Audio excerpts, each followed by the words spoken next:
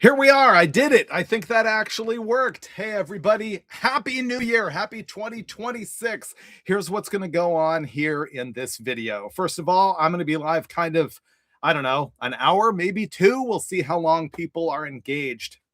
First of all, I am going to talk you through some stuff that has happened in 2025, including going through a list of hot rodders who we've lost over the past year. So just sort of talking at you for a while. And then I'm also going to talk about what is coming up for me in 2026.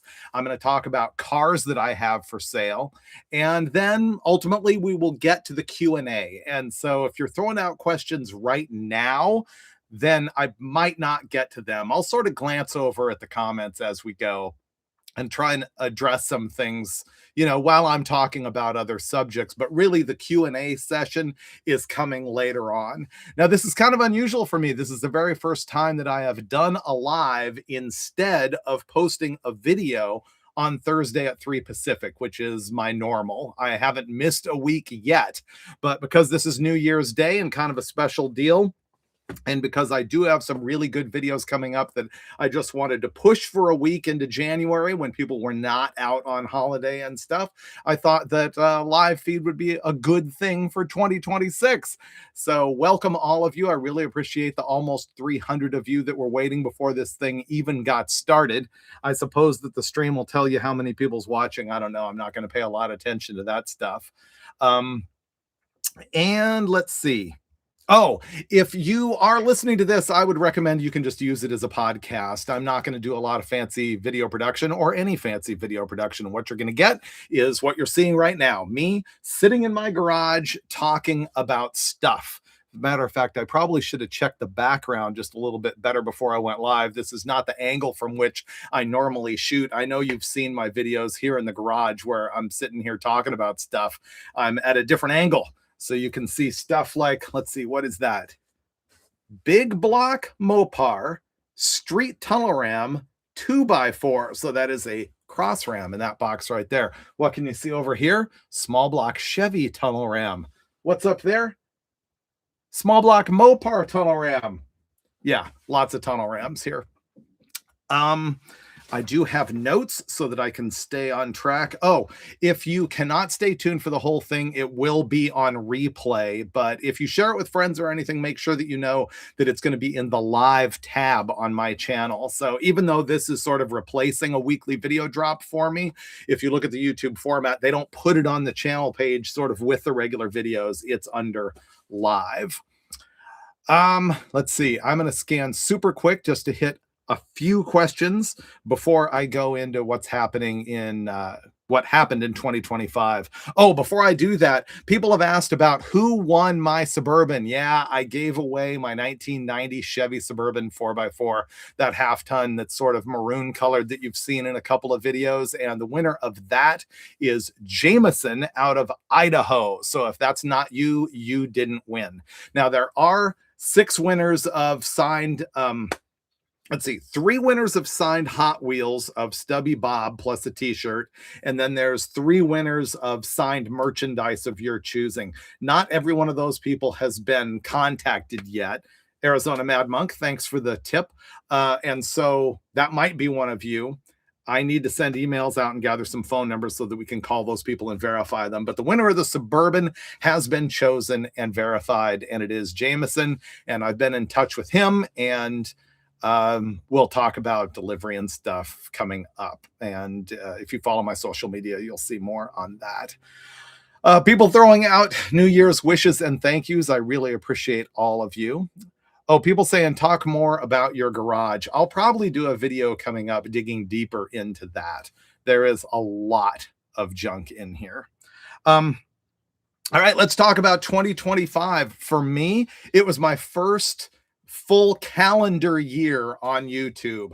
I, of course, had been on YouTube almost, I think, 13 years ago, but I never really used the channel until August 21st, 2024. And so I hit my first complete year in 2025. And now I've finished my first complete calendar year. And that's also when I hit 500,000 subscribers. So thank you very much to all of you for participating with me, sharing the videos, hanging out, seeing the channel, following my social media. It is not 100% of my living at this point, but it is the significant anchor of my income. So anything that you can do to share the channel, help out, watch more videos, or rewatch stuff, it's very much appreciated. So thank you for all of that.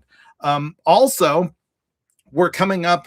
J Chav 1962, thanks for the $5. We're coming up on maybe in a week is going to be 1 year of me being gone from Motor Trend.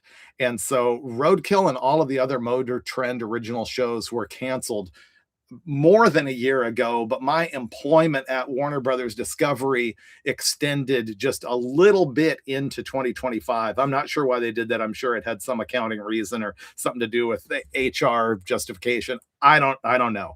But my employment ended almost exactly 1 year ago, which is kind of interesting. And at this point, I'm okay not talking about all of that stuff. I am ready to talk about what I got going on now and into the future instead of reliving Roadkill stuff. That said, I do have Roadkill Cars and Mike Finnegan coming up on the channel. So all of that stuff's cool. I just don't need to relive episodes kind of like we have for a long time. What else happened in 2025? 8 really big road trips for me and a number of smaller ones. If I look back in the history of my channel, the biggest videos that I've done are road trips, and they do sort of ebb and flow a little bit, but it seems like that's what y'all are into, and I've got more of them coming up. The other thing that I did in 2025 for the first time is I was a pit reporter for the National Hot Rod Association.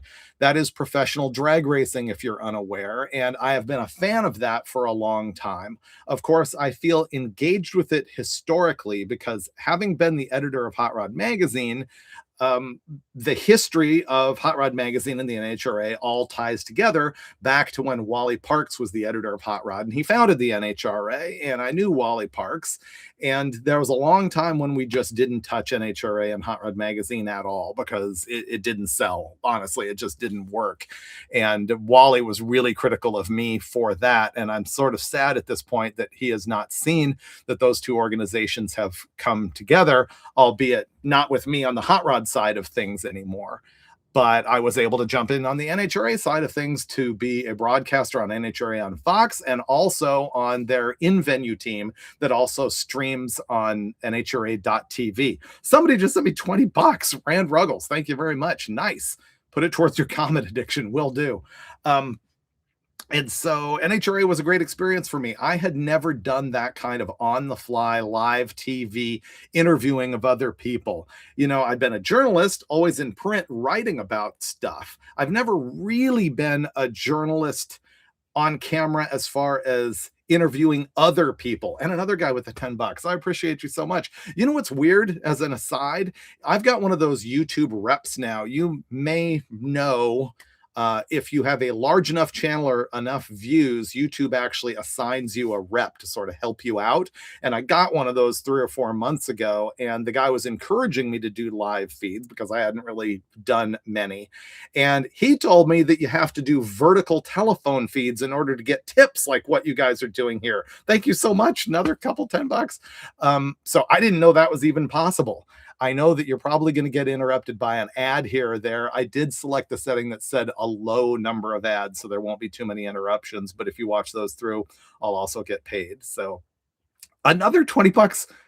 Okay, I'm not bringing this up so that you guys actually do this. It's very much appreciated, but I'm not asking for it. But thank you very, very much for that generosity. Anyway, I was talking about $50. Howrell Auto, man, thank you very much. I should check and make sure that's not pesos or something. That's crazy. I will get to your questions later on, by the way. If you want to, like, I see those of you who are tipping are kind of asking questions, and you probably expect that I will address those. I will be doing that later on in the broadcast here. I am going to talk about the rest of 2025, a bunch of hot riders that we have lost over the past year, and also looking ahead in 2026 before I get to the actual Q&A. But again, thank you for your generosity. NHRA. I had never interviewed guys before as far as what they were doing. And the thing that I found most difficult about it is that for the Fox broadcast, you need to give them a question in 10 seconds. And I would spend 2 or 3 days studying before every single race to try and put in my head all of the stats and everything that I thought would be interesting about any particular racer. And I kept on getting criticized for trying to put too much information in my questions and asking too long of a question for the racer to actually be able to direct, a snappy answer. So I think that was my falling down as far as all of that goes. It was very fun to do. I will say that the best moment for me in all of my NHRA work in 2025, man, thank you. The tips keep rolling in. Thank you very much. The best moment was I was there at Sonoma and interviewed Brittany Force at the top end after she had run 343 miles an hour for the first time. I can't remember. It was 343. What was it? Like 1.5, 1.4.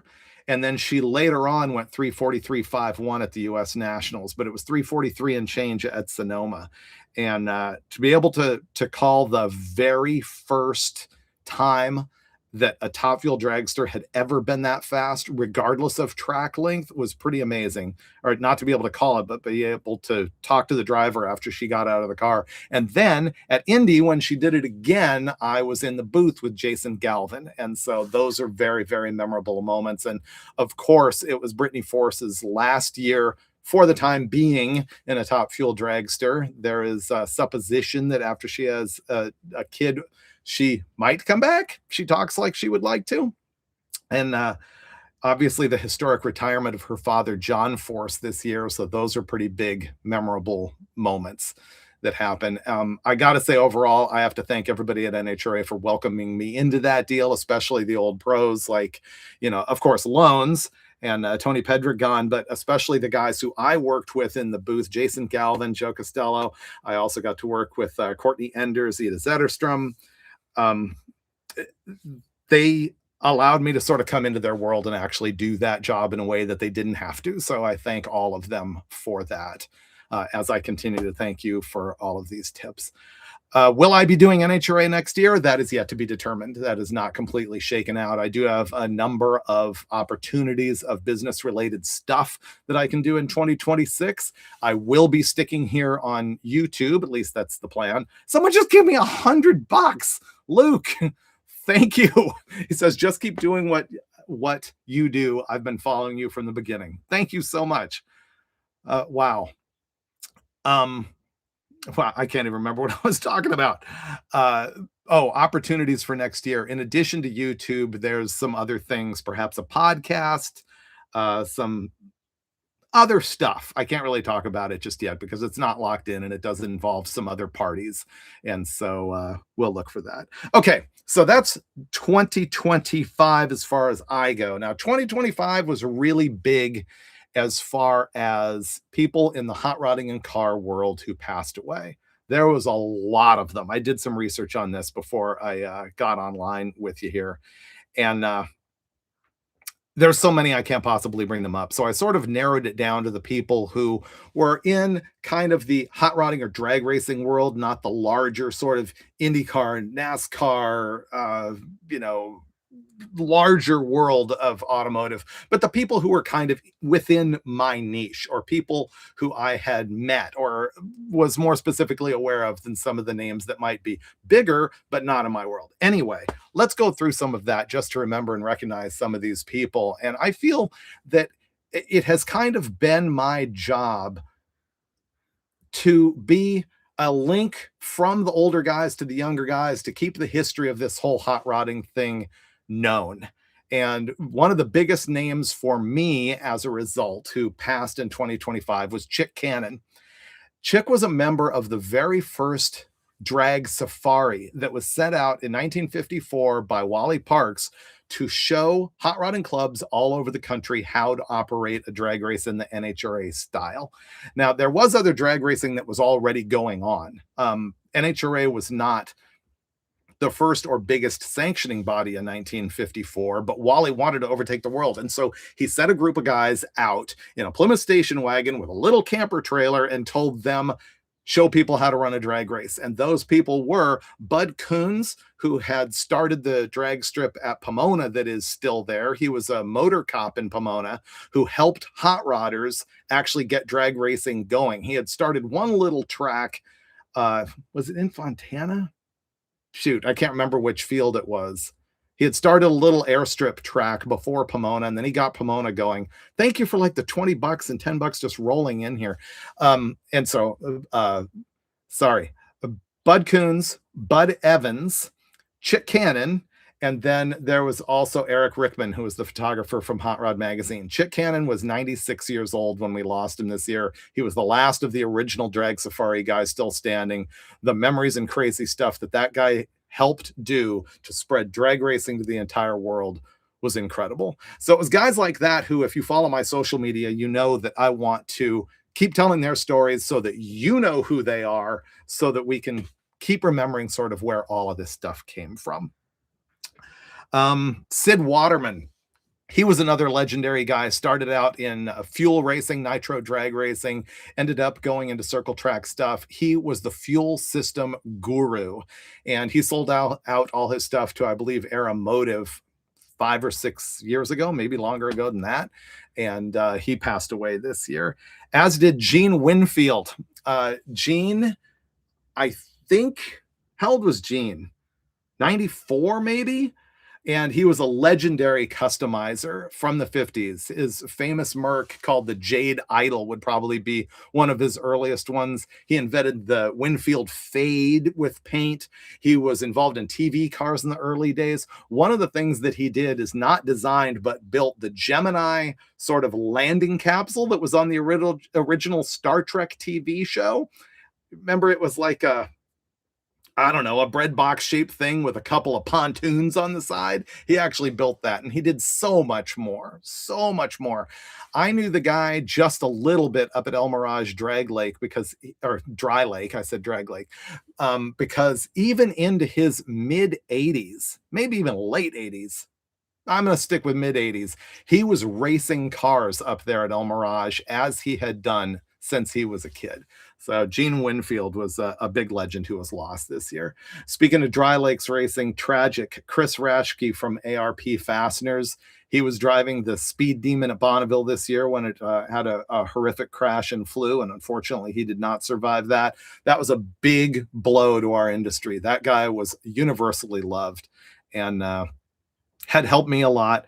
Actually, the very first time I interacted with him, I think it was a Carcraft magazine, and he was mad at me, and I forget why, but it was not a good start of a relationship. But later on, when we were both involved in the Dry Lakes racing thing, we were cool. Everything was good. Man, the $20 is just flowing in here. Thank you to everybody. David 03, $10. Inviolate Duster, Plum Crazy Duster, $20. Thank you.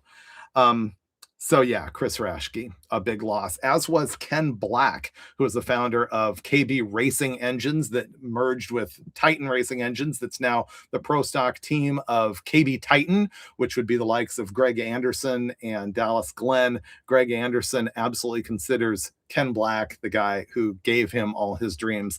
I was able to interview, pro stock, many time champ, most winning pro stock racer of all time, Greg Anderson, a number of times in my NHRA days this year. And he credited Ken Black as being the guy and was very emotional about it. So that's somebody who we lost this year. Forrest Lucas, the founder of Lucas Racing Oil, he was gone. Oh, Walker Evans. Walker Evans was one of those really cool, accessible heroes. He was known for Baja racing, one of the most winning guys of all time in off-road. He also raced NASCAR truck. I have a story of at the 40th or was it 45th Baja celebration, I got in his famous yellow race pickup truck with him and was doing the parade from Tijuana down to Ensenada. We came around a corner on Highway 1 down there, and Big Ole, the Bronco, was broken down at the side of the road. And one of my greatest memories of that whole scene was being with Walker, getting out of the truck and walking up, and Parnelli Jones was there driving Big Ole, and PJ was hitting the carburetor with a rock. Someone just gave me $200. Man, Key Mueller, thank you so much. Generous. So Parnelli Jones was hitting the carburetor with a rock, which was, pretty awesome. But a shame Walker Evans is gone. Don Grothier, he's a guy I didn't know at all. He was a super stock, modified production, pro stock racer, and he was one of those guys who I saw his picture in the magazines when I was a kid, and he was a Mopar guy, and we lost him this year. Larry Miner.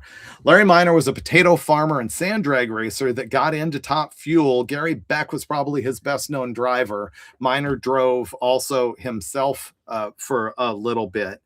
And he ran Baja with Rod Hall as well. He was a Baja racer.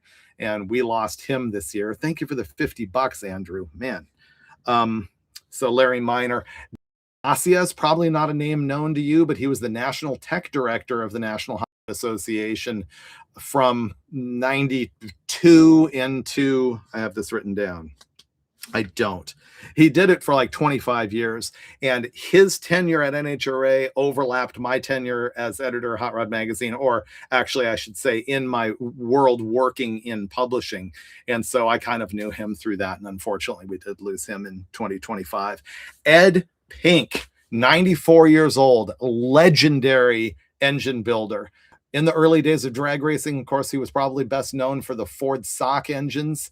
But in the later years, he did all sorts of circle track stuff, Indy stuff, so Ford Indy engines. Just an absolute incredible guy. And this is one of those stories that's terrible for me. And this repeats itself so many times in my life just because I'm so busy. It's not cool. I had an opportunity to interview him in the last 6 months of his life. And I got a call from a friend of his who's like, you got to come talk to Ed. He's got this book. It'd be great to get him on video. I didn't get to him in time before he passed. And that's happened to me a lot in my journalism career because I get stuck at the desk and I don't get out and network as much as I should. I should take those opportunities immediately and go talk to those people, but they end up getting lost before you have a chance. Steve Schmidt, he was a pro stock racer. I think he won 3 races. He was also an engine builder, and you saw Steve Schmidt in the episode where me and Finnegan in Roadkill took the Crusher Camaro, did an engine swap on the floor of the PRI show, and drove the thing home from Indy. Well, we went over to Steve Schmidt's shop in that episode, and he's gone. $100, Lincoln, to the Blower Fund. Blower sitting right here beside me, by the way, a little bit off camera. You can't see it, but thank you so much. This is crazy. Just a few more legends who we lost in 2025 before I'll get into 2026 and then start answering your questions. So those of you who are feeding questions to me right now, I'm probably not seeing them, but I will get to you.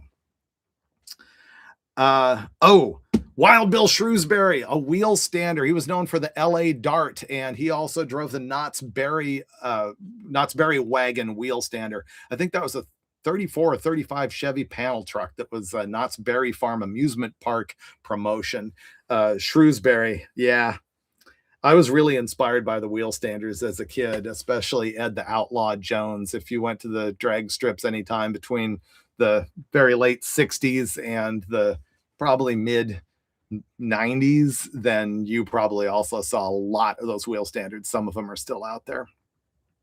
Humpy Wheeler, he was a reporter turned track promoter. He was also the inventor of Legends cars, which are those little tiny vintage looking circle track racers that have motorcycle engines in them. There was also dwarf cars that were invented around the same time, but the Legends cars became big, and Humpy Wheeler was a promoter at Charlotte and beyond, and we lost him this year. Bernie Federley, very well-known tuner, Top Fuel and Funny Car.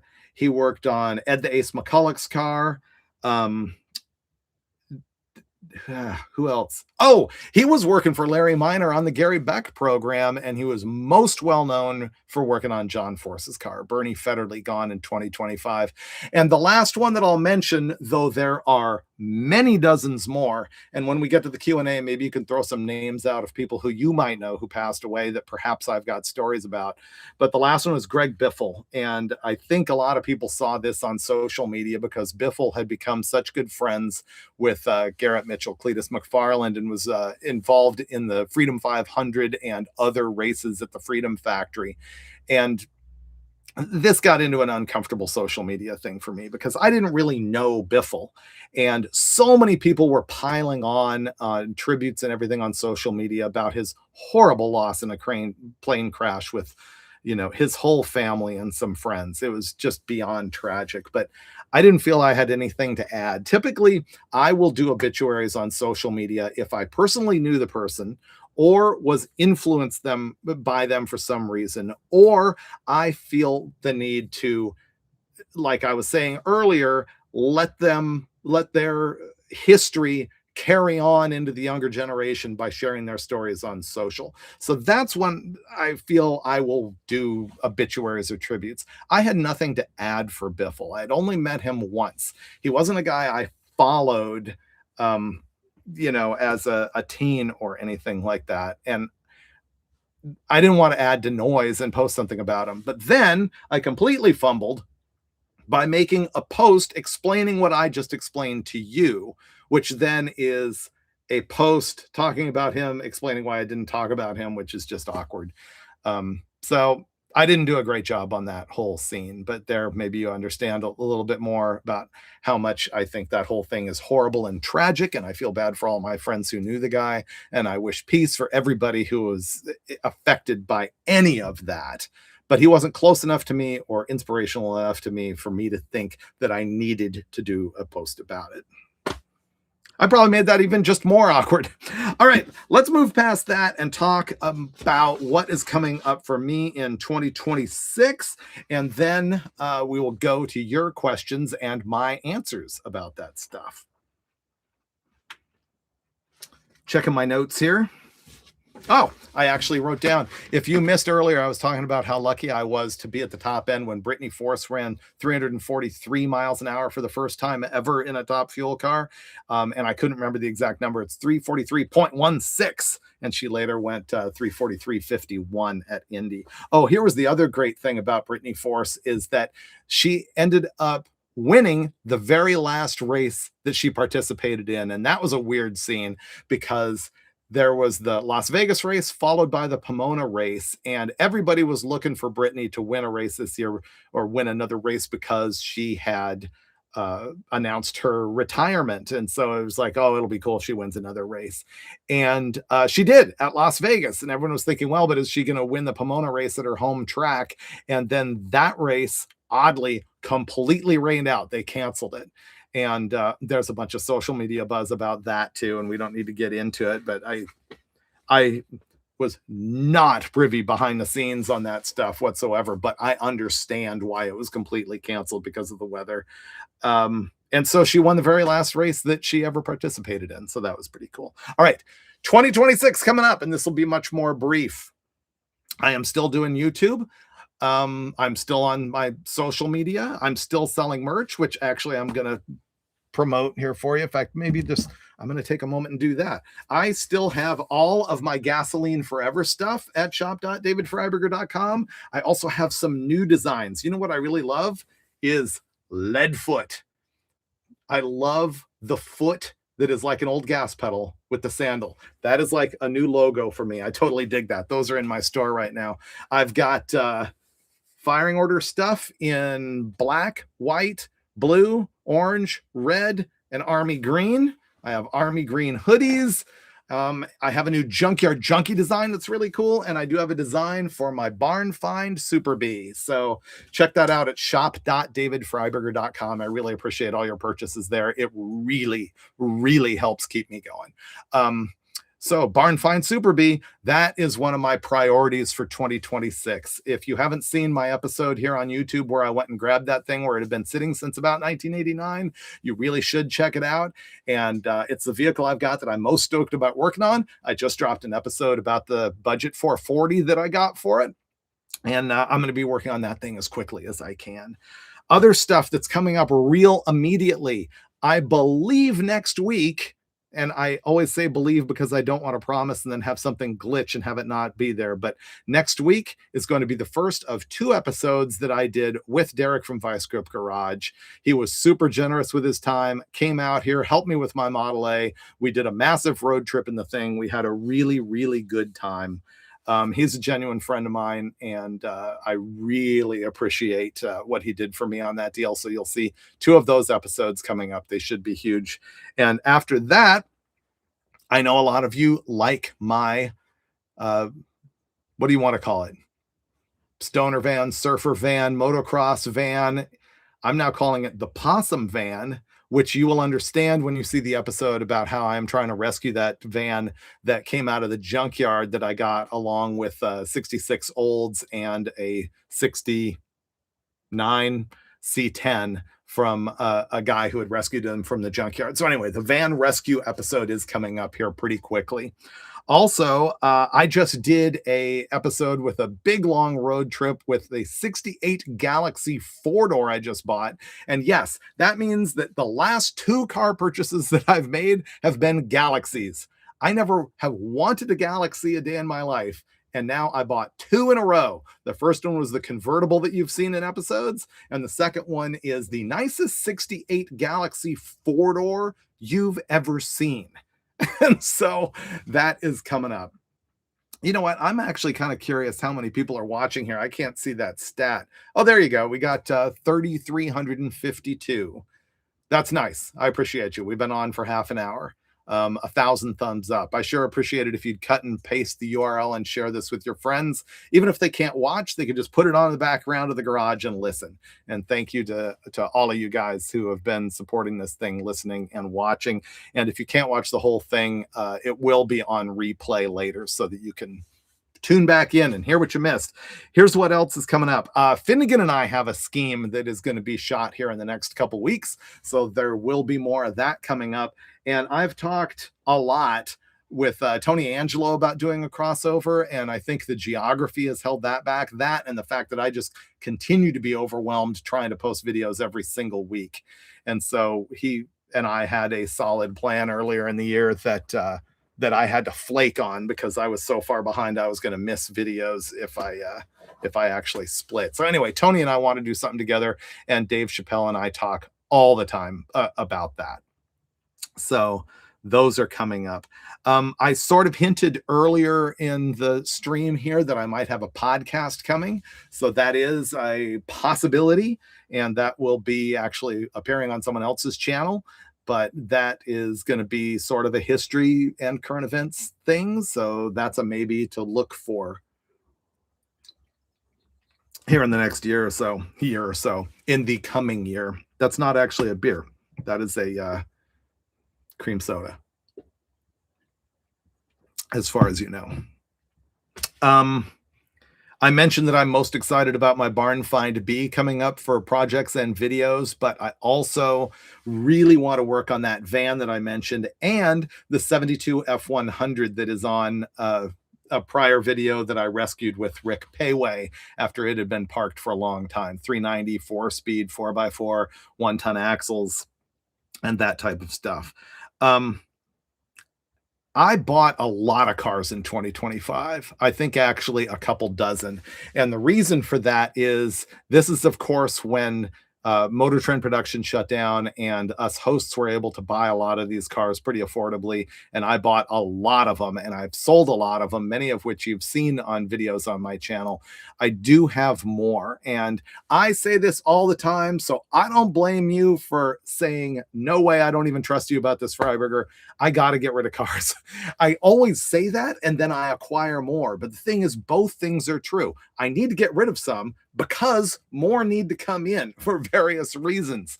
So let's talk about the cars that I actually have to sell pretty quickly. And if you're interested in any of this stuff, you can email me at heyfreiburger@gmail.com. I made a quip in an earlier episode where I said, I got so much junk in here. And I think I said, if you see anything you like, let me know.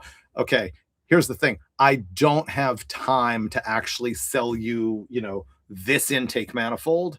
If you write me and say, hey, I need to buy a manifold, do you have anything for a small block Chevy? I hate to say this, I'm very unlikely to even reply because I get hundreds of emails and I just don't have time to package something up and send it for, 40 bucks or something. But I will sell cars. So, heyfreiburger@gmail.com. And you can make me offers on this stuff. In many cases, I can't sell something because I haven't completed a video or I don't have the paperwork on it yet, or there's other kind of hangups. But here's the stuff that realistically needs to leave. First of all, that four-door Galaxy that I just bought. And you haven't seen it on a video yet. That'll be coming up. You can see it in my social media. But this is a 68 Galaxy that is so, so, so good. Completely rust-free.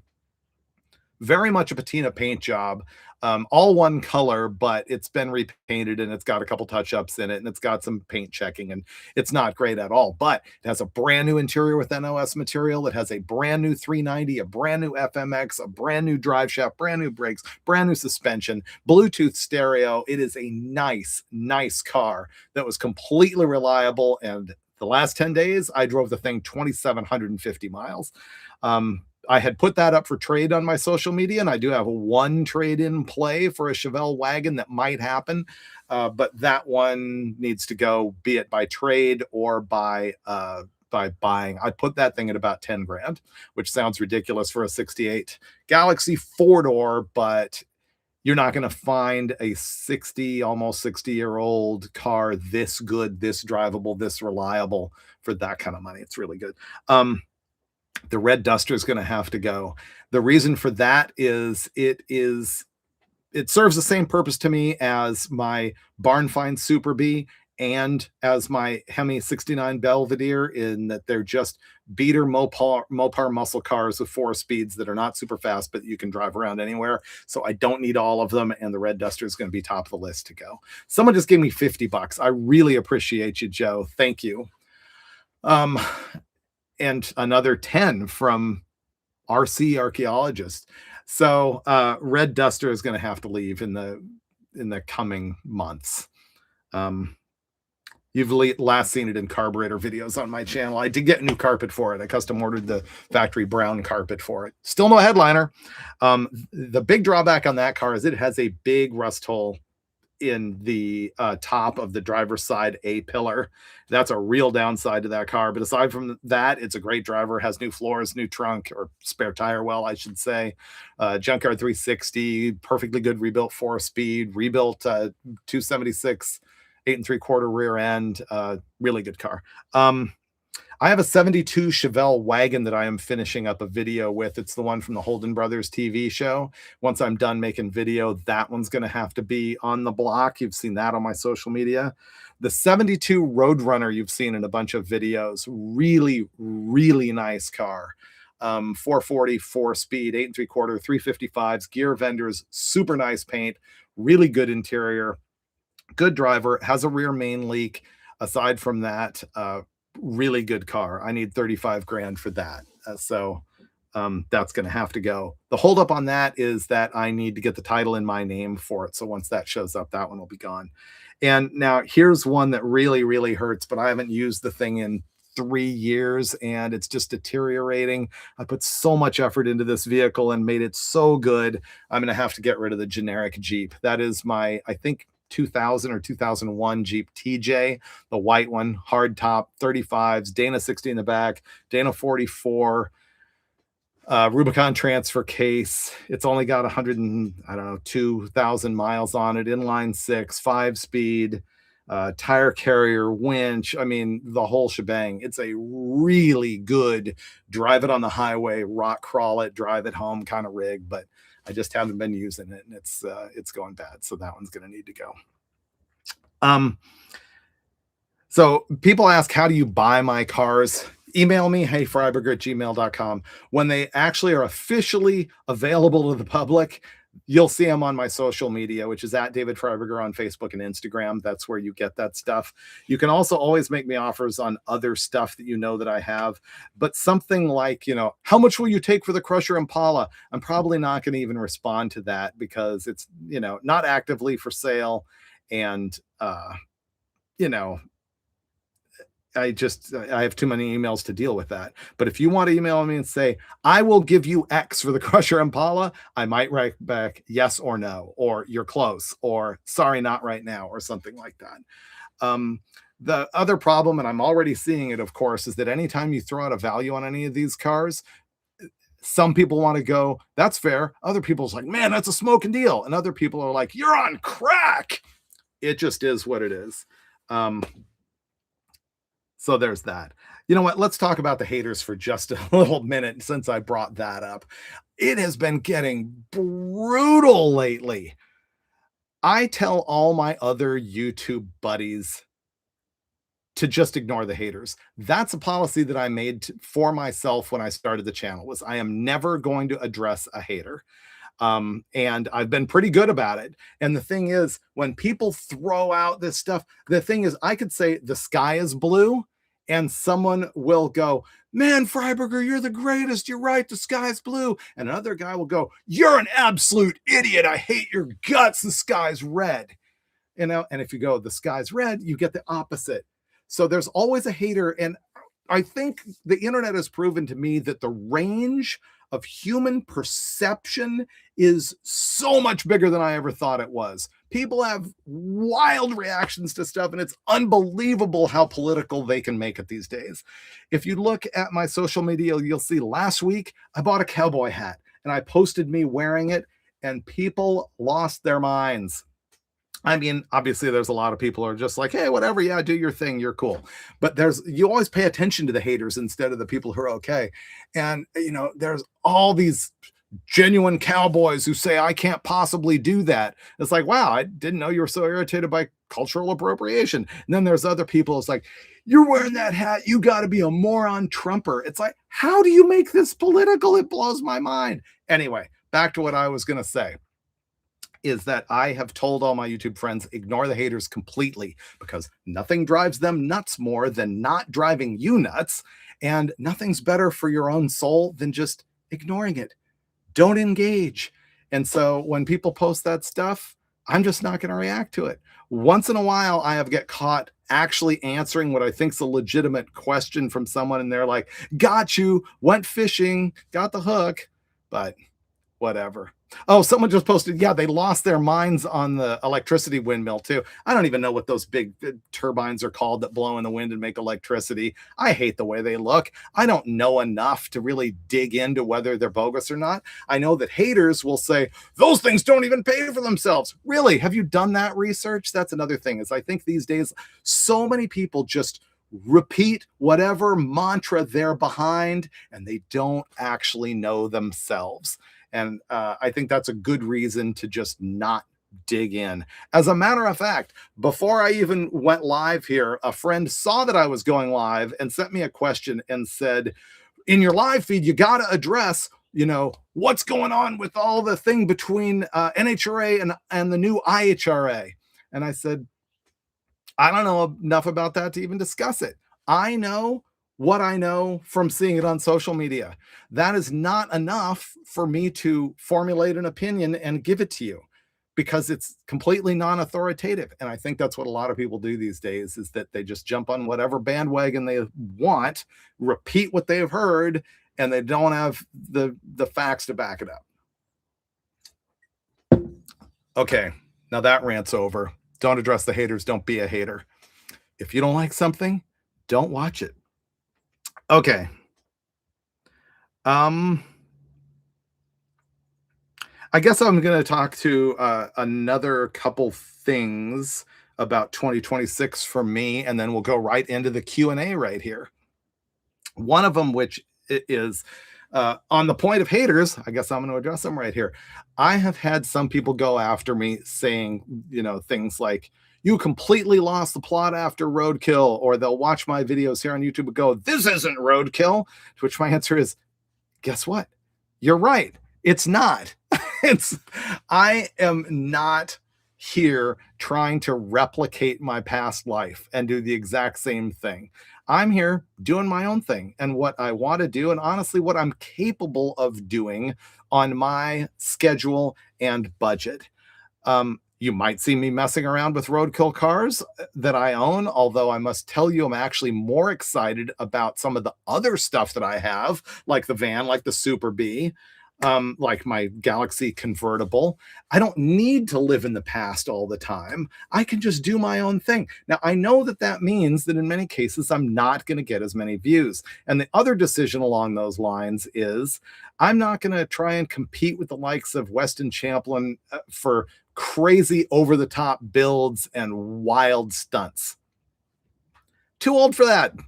I'm not doing it. And I am not trying to build any wild over the top race cars either. And I know that therefore what I'm doing is a little bit quieter. And I want to experience a whole lot of cars and I want to road trip them and I want to see neat stuff and I want to fix them in the middle of nowhere. And I want to do some crossovers with actual friends. And um, I'm gonna do some stuff that looks a lot like roadkill when Finnegan and I get together, but that's something I want to do, the hanging out with friends part of the show. But I don't feel the need to try and compete with my own past about that stuff. So I also know that when I do the history episodes, sit around and talk about old photos or drive around town and look at stuff, there's a lot of you who really like it. And I appreciate that. I appreciate all of you for that. In some cases, I'm doing that frankly, because I can get it accomplished to get another video out next week. And other times I do it simply because I want the stuff documented and I don't want people to forget about it. So that's sort of what's coming up for me is rescues of vehicles, which I've been doing since before YouTube was a thing. Honestly, Rick Payway and I were doing our Dirt Everyday rescues of abandoned vehicles in the early 90s. My friends were doing it, I mean, as you were, as many of you were, long before that. Guys have been rescuing junk cars since the 30s. And so it's not like any of that is new. But as far as doing it in big media, I've been on it since the 90s. And I'm not going to make my whole channel about that. I don't resent at all the people who do. It's clearly the most successful thing you can be doing right now on YouTube is junk vehicle rescues. And I will do them, but I'm not going to focus on having to do them. So I guess there's addressing that. All right, enough about me by quite a bit. Let's talk. Let's hear the stuff that you want to talk about. So now I am going to the comments and I will address as many people as I can. And you know what? While I was talking and blathering, I apologize to everybody who gave me incredibly generous tips who I didn't actually get to their comments and look at them. I will try and catch you right now. And I see the questions are starting to roll very, very fast now. So I am going to address as many as I can. Let's see, we got 4,000 people watching now. We've been doing this for 45 minutes. It is 3:48 locally. I got the time. I got the not beer. Let's do this. First one. Is that a gold piston? Nice. Yes, it is. This is from Race Winning Brands. And there was a time when Mark Gearhart was over there and he started a thing that was at both the SEMA show and the PRI show, which was called the Masters of Motors. And me, Brian Loans, Jeff Smith, Mike Kojima, we were all judges for the best engines motors that were at the show. And because I helped them out with that, they gave me that gold piston, which is a Wiseco or boost line rod and a Wiseco piston. Can you do a Ford firing order shirt? Yeah, I have the 1843657 all kinds of them. As I mentioned in my store right now, I've got green hoodies, black hoodies, and t-shirts. I've got olive green, black, white, red, orange, blue. Think that's it. Maybe I have heather right now. I'm not sure. I did Ford firing order shirts and they just didn't sell very well. I hate to say that. And I think the problem is there's too many firing orders for Fords for the common engines between the early one, the late one, the FE, the flathead, all this other kind of stuff. And it's not like 1843657 which is not just a Chevy firing order. It's not just Mopar. It's also International and Rambler and, Buick Olds, Pontiac, AMC. It fits all. This guy says, I love the General Mayhem hat. You know what's weird? Finnegan sells a lot of hats, and I wear a hat constantly, and I don't sell as many of them by a lot. But yeah, the one with the little General Mayhem silhouette on it is really, really good. Do they run Jeep rods at Bonneville? There's really no class in SCTA racing where it would make sense to have a traditional Jeep at all. Aerodynamically, that's just a disaster, and so no one's really doing it. I have seen like some Jeep pickups and stuff running out there, but it's not super common. Has the last season of Roadkill aired? I think so. I don't have cable TV. I haven't kept track of that, but I am pretty sure that all of the Roadkills have aired. I think all the shows of all the original productions have aired, with the exception of the last 6 of Roadkill Garage. Corey Reynolds, thank you for the $5. He asks, did you end up trading the Galaxy on the trip? Just now, I was on a road trip for 10 days in my 68 Galaxy 4-door that I was telling you about, and I made some posts saying, I will trade this thing. I was looking to trade it somewhere on the road with somebody, and I got a bunch of offers, but, either the car was ridiculously not the right trade, or they were in completely the different part of the country. I had one that was a really good opportunity that I couldn't make work on my schedule. So long story short, no, I have not traded that thing off. I will sell it or trade it. If you want to email me at heyfreiburger@gmail.com, check my Facebook or Instagram. You can see all sorts of pics and info on there. We need an off-road trip with me, Chappelle, Payway, and Fred Williams. We talk about that all the time, and we just don't do it because of schedules and time and etc., which is a bummer. Is a Muncie transmission stronger than a Saginaw? As just a categoric statement, I'm going to go with yes. There's more details to that. Would I consider doing a road trip with Brian Loans or perhaps with Derek? So over the next 2 weeks, you're going to see 2 videos with me and Derek. Loans and I have talked about it. That is a big time problem for him. Someone said that they met me at Sonoma and told me about your 64 El Camino. Curious about what your favorite automotive movie is.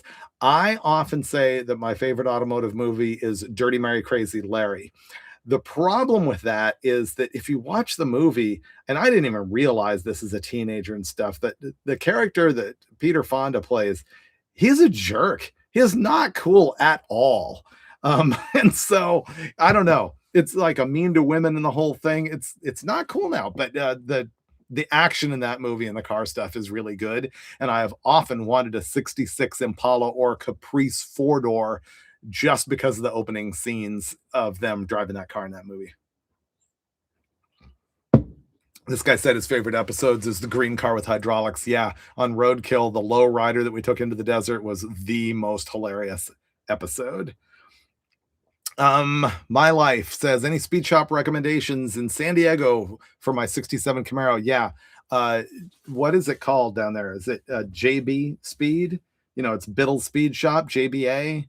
JBA Headers is what they used to be. I can't remember the name of their actual speed shop, J Biddle. But yeah, those guys.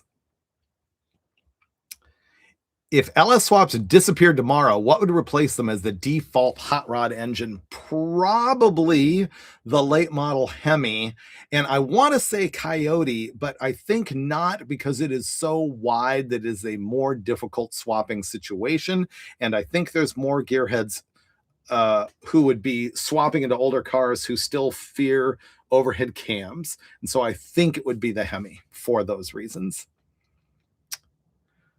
How's Lucky doing? I was just thinking about texting him Happy New Year this morning. I haven't talked to him for a little while. I was down there the other day, but didn't see him. I think he's good. Muscle truck updates. I still have the Roadkill muscle truck.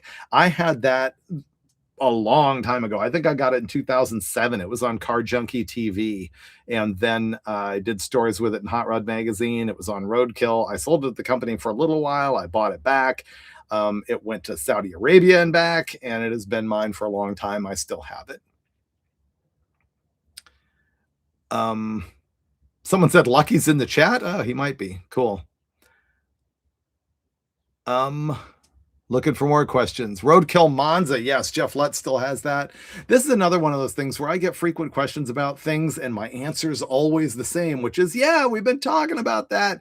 And so logically, if I were you, I'd go, well, then why aren't you doing it, Freiburger? Well, because there's so many things that I should be doing. There's not enough time in my life to do them.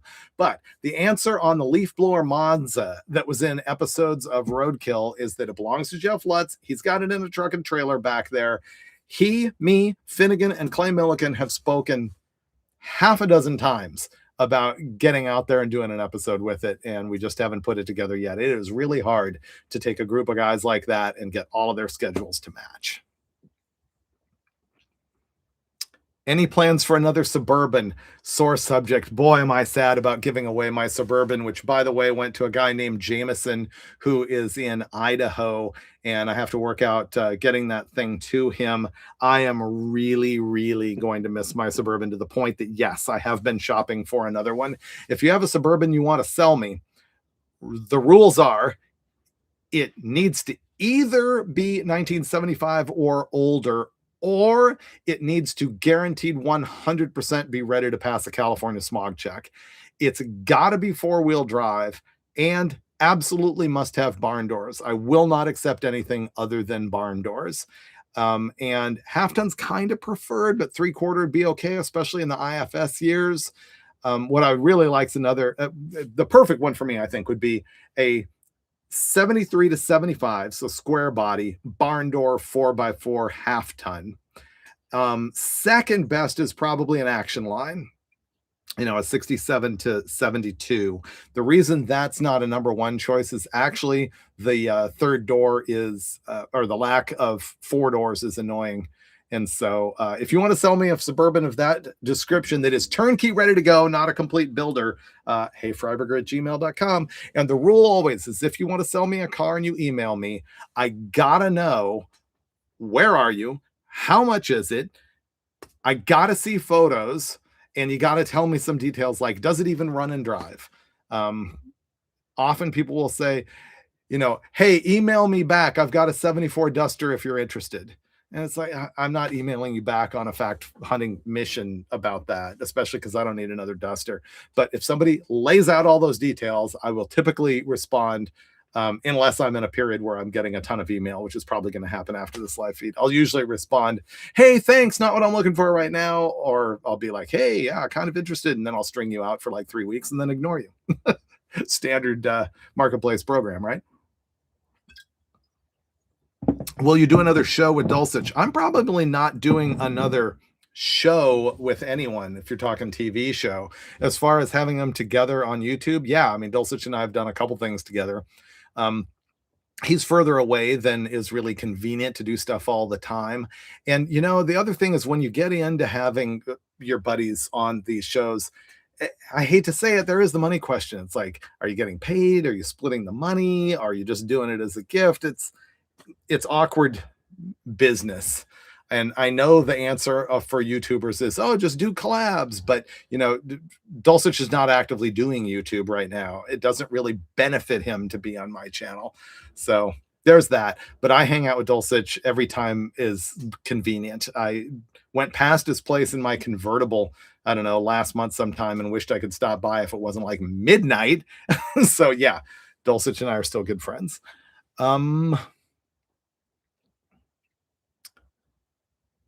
Just tuning in now. Sorry if you already answered this. What's your daily driver? What do I drive? I've been driving my 65 Galaxy convertible. It's been pouring rain here in LA, so that's off the program now, and the convertible is this deep in water. It's kind of lousy. That sculpted shag that was in the Galaxy is horrifying when wet. So that's a problem. I have a 2013 Jeep JK I bought new that is my driver when I need something like reliable and enclosed with wipers and ability to talk on a radio. But I drive the red Duster and the convertible and my 69 C20 are all the old car go-tos. Do I still dyno at West Tech? I just returned to West Tech recently. If you go about 2 videos back, you'll see I took a 440 out there, and yes, I am planning on doing more. Would Dulcich sell the 67 Cougar? I don't know. And it's tough to get a hold of him, and I'm not gonna be the go-between, so you can try and ask him on social media. People are asking for a garage tour. That's probably coming. I started shooting one, and I got overwhelmed by it because there's so much junk in here. I will probably start doing a tools one because that's kind of the easiest. The sad thing for me is that I have to, uh, crank videos every week, which I'm not whining about. Every YouTuber that's doing it as a business is actually doing that, but it is tough for me. And so sometimes a real easy one is to shoot one in my garage, and that would be a good one to do. Does Dulcich still have the dart? Yes. Wow, someone just gave me $100. You guys are so generous. He's talking about how I did that Memories of LA video most recently. I was surprised how well it did, actually. That was one of those, I got to get a video out. I'm going to drive around LA and tell stories. And more people watched it than I expected.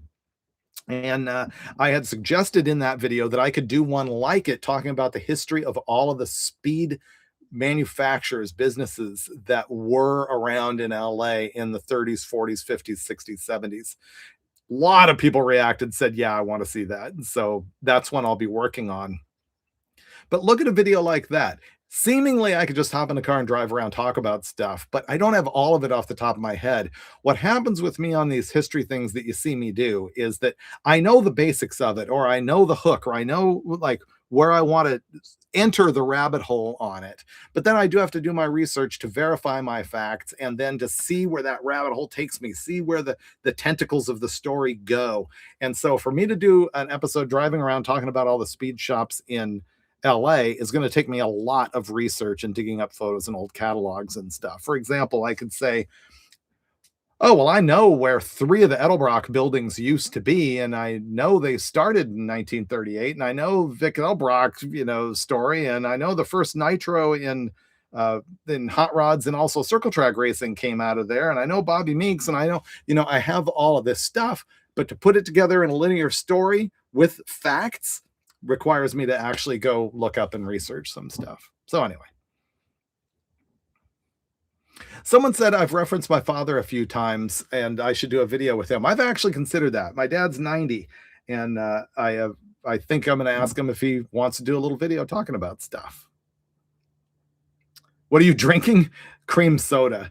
I said to my wife, I need a beer. And so she handed me cream beer. It's cream soda.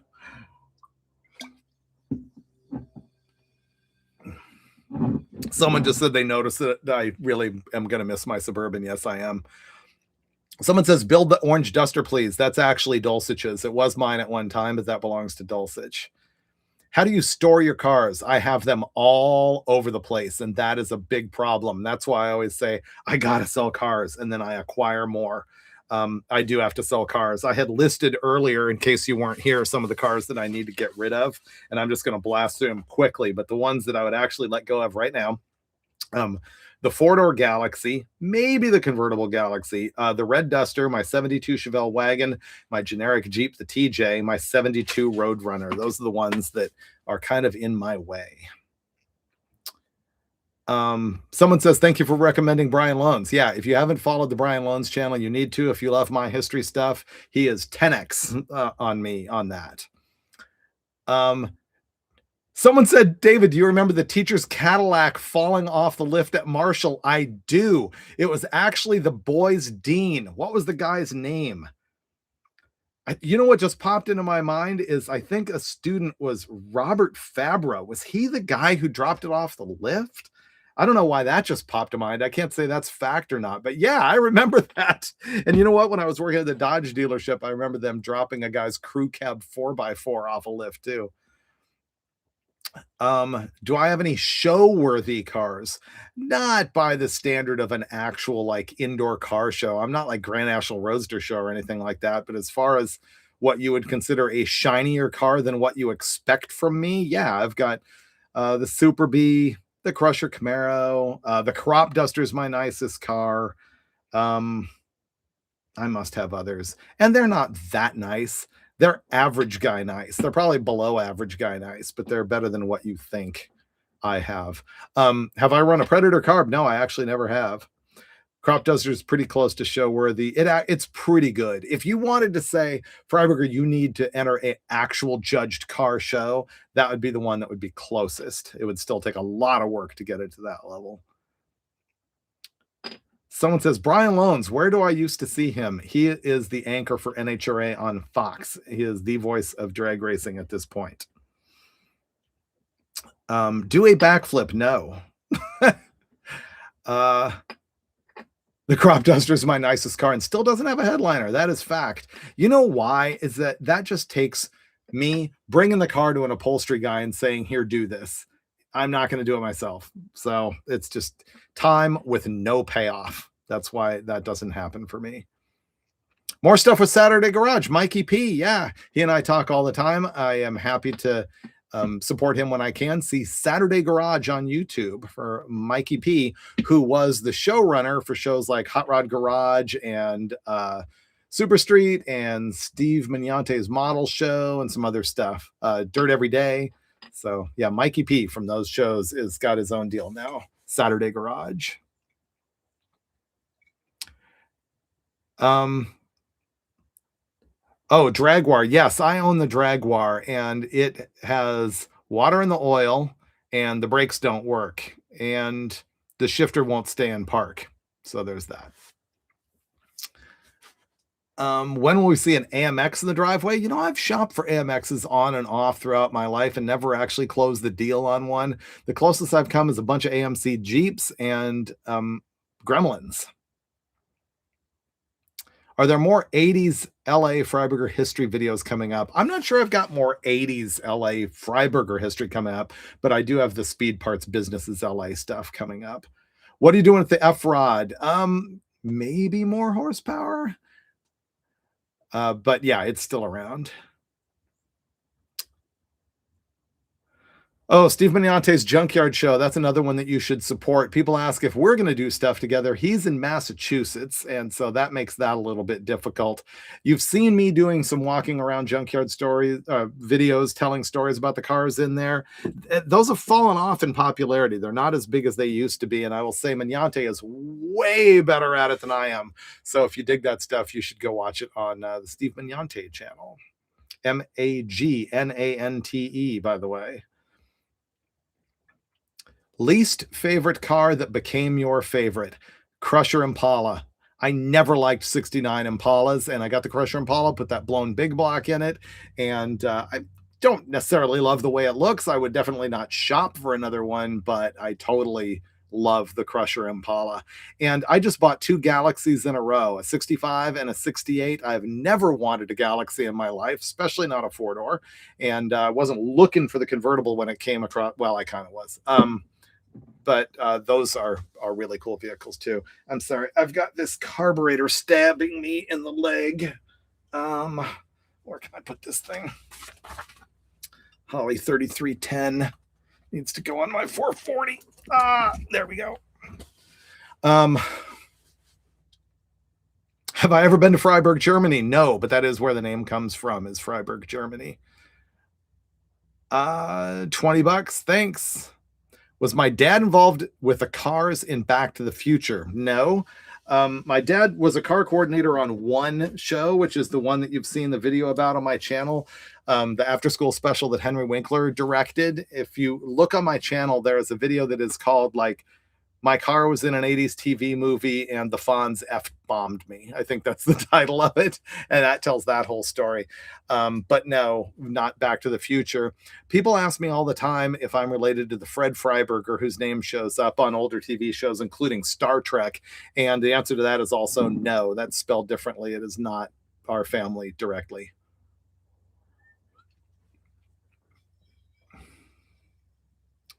You have to go on a cross-country trip tomorrow. What are you taking? Of my fleet that I already have, I just did 10 days in my 69 four-door or 68 four-door Galaxy. I would hop in that thing again and take it anywhere. That thing is legit and reliable. Thanks for the $10 tip. Nice. People ask about other YouTube channels and am I going to do crossovers?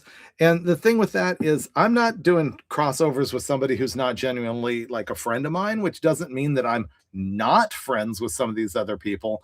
But if I don't really know them, haven't worked with them, haven't hung out, don't know this, if I haven't paid attention to their stuff, if I don't know that I go along with their shtick, I'm not just signing up for a crossover with them. If there's people who I sort of get to know through other means and then sort of check out their channel and stuff, then yeah. Like for example, Vice Grip Derek and I met at a Cletus race and we were just on track racing each other throughout the whole race. And it was great. And it was one of those things where after the race, you get with the guy who you're racing against. You're like, oh man, that was cool when you did this and you did that and you did that. And that's how I got to know the guy. And then we hung out and, then I found out what his channel was all about. I didn't know him before that. And then we ended up doing some other stuff together. And then I had recommended him when they needed that Motor Trend show. And, you know, now we're friends. So that's kind of the path. Just simply going, hey, there's X, you know, channel that I like. Will you do a crossover? Probably not. Because here's the truth. I don't watch YouTube. I don't know who these other people are until I end up engaging with them for other reasons. What's the deal with the bricks behind your left shoulder? Nice. Okay.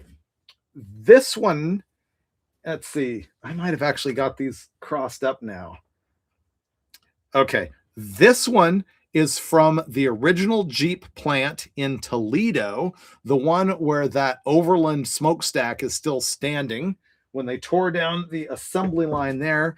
And this one is from Butler, PA, where the Bantam building ended up being the very first Jeep prototype. So that's what those are. Thanks for asking. I have weird stuff like that. Why? Any interest in a Chevy OBS build? People ask me stuff like this and the answer is always the same, which is I stick with 75 and older because of California smog check laws. Unless I can find a vehicle that is like guaranteed going to pass a smog check, then I tend not to buy it out here, especially if I'm trying to hot rod it or something. I would definitely have an OBS 4x4 barn door Suburban to replace the square body one that was just given away in my sweepstakes. Once again, if you have a really good running, driving, guaranteed to pass smog, Suburban 4x4 with barn doors only, and you want to get rid of it, and it's not a project, but it's actually pretty good, you can email me, heyfreiburger@gmail.com, but you got to send photos. Easter Jeep Safari this year? Probably not. I don't know. I'll have to look. I did mention earlier that I have to sell my TJ, so there's that. I still have my Scrambler, though. Am I still planning on moving out of California? Yeah, but I don't know to where. This guy says, I really like the T37. The T37 is really good. I don't know why, but it just has the right vibe about it. You saw a episode on my channel where I dug into that thing several months ago and found out that the package tray is absolutely rotted out of it. I have to admit that that soured me a bit on the T37, and I'm not sure what I'm going to do. I don't want to spend money to fix it. I've had some nice offers from shops who will help me fix it at either no charge or a very reasonable rate. I don't know if I want that mooch because I'm not sure I care about the thing enough to hang on to it. If a shop's going to give me that level of sort of a nice gift, I don't want it to be, okay, great, now I can flip this thing. So I don't know. I actually considered as recently as this morning taking the engine out of the T37, installing it in Crusher Camaro and getting rid of the T37. So I'm not exactly sure what's going to happen for that. For the right money, I could probably be talked out of that car. Thoughts on GMG bodies? Great platform. Once again, smog problem for me here in California. What kind of knife do you carry? Is it in my pocket? It is. So this is a Oh, what brand is it? Hogue K320, and it's a Sig Sauer edition, which I have not because I'm infatuated with that as a gun, but because I really like the wood inserts, and I like the fact that this thing is a tank. It is a billet aluminum handle, and so this is a hammer, and so yeah, that's what that is. That's my my everyday. This I used to have a Benchmade, but this opens and closes and locks the same way. See that what Benchmade would call an axis lock right there? So, yeah.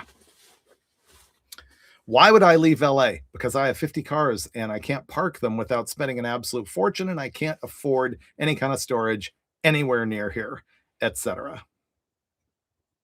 Am I a gun guy? Not really. People always ask me what's my favorite cigar brand, and I appreciate that. You'll see me smoking with KJ every once in a while. I'm not hardcore enough to have a favorite brand. I like Maduros, but I'm not an aficionado or a geek about it at all. Hey, thanks very much for the 20 pounds. Somebody from the UK. I appreciate you. Um, what is your favorite car I have bought in the last year? You know what the problem with that question is? I don't have off the top of my head all the cars I bought this year. It's a couple dozen because I bought so many from Motor Trend. I really love my Galaxy convertible though. I'm embarrassed to park it around the neighborhood because it looks terrible, even by my standards. But man, driving that thing is just great. That guy Kenny from Garage Fathers sold me that thing, and it was everything that he promised me it would be. It's really, really good. Move to Tennessee? Probably not. Humidity is also bad for me. Wow, questions are like rolling in so quickly. I don't know what to do. Thank you for 4,600 people watching here on New Year's Day. Happy 2026 to ya. If you want me talking about something more entertaining, ask me a question that's more entertaining. Do I have neighbors come around my garage? No. Fortunately, I don't work here enough and I'm standoffish enough that I don't have people who hang out. I have to admit, I do not like working in a place where people just drop by and have a beer. I'm like on a mission. I'm working. I'm not tinkering. I'm not hobbying. I'm trying to get a job done. And so I don't have people hang out. Someone just says they can't thank me enough for years of entertainment. I very much appreciate that. Thank you. Rematch drag race with Finnegan. Discussed just a little while ago. Let's talk about Roadkill Nights. It is very confusing for you to understand, but there are two Motor Trend companies. There is the TV company that is the one that canceled all the shows that is part of Warner Brothers Discovery. And then there is the company that does the magazines, the events, and the websites. Roadkill Nights, the event, is still run by the side of the company that does magazines, events, and websites. And we are still talking to them about supporting that event as we did last year. We're talking about supporting it for this year. So they are still planning on doing that with Dodge. And that will develop as August gets closer. But yeah, we have talked about having a rematch there. See, someone's asked me here like 6 times about a Tom's Refurb collab. I have no idea who that is. And so, no, I wouldn't just sign up for that. Who has the Ranchero now? The Ranchero was donated to the car museum that is at the prison in Deer Lodge, Montana. And you can go see it at that museum. So it's there and it is still all filthy, just like Finnegan and I left it. And of course, that is the Ranchero that we drove to Alaska. Any more events with O'Reilly Auto Parts in the future? Yes. And that's all I'll say about that. Where do you store your cars? They're all over the place. What's in my file cabinet? Just parts and junk, little carburetor widgets that'll get thrown away when I move. People have been watching, hoping to see the Disgusting again. I actually sold that. It's at Mud Garage in New York. Favorite engine of all time? Big block Chevy. Do I still have the Crusher Impala and will I see it again? Yes, I still have the Crusher Impala and you will see it again. That's one of those vehicles I should get rid of because I haven't touched in a long time, but I really like it. And so at the minimum, actually this raises the thing. Probably what I'm going to have to do in the coming year is videos on cars that I will get them running again, do something great with them, and then need to sell them. I'm not saying the Crusher Impala is one of them, but I am warning you, I guess, that I literally have 50 cars right now and I can't continue to store them. And I will continue to buy cars that I'm interested in to bring them in and do shows. Whether you're critical of that or not, the way I am is, ooh, neat. I haven't had one of those. I want to experience it. Let me play with it for a little while. And once I do that, I'm kind of done with it. That's why cars keep coming in, because I guess in a perfect world, if you could sell them quickly enough, I might have a base of like 10 cars, and then I might have just a revolving door of others that come in and go out. Just like the four-door 68 Galaxy. I am stoked I got to experience that car and drive it around like an old man in 1968, cruising it through the panhandle of Texas. Loved it. I don't need to own it anymore. And I would like to trade it off and bring another one in. So that's kind of my shtick at this point.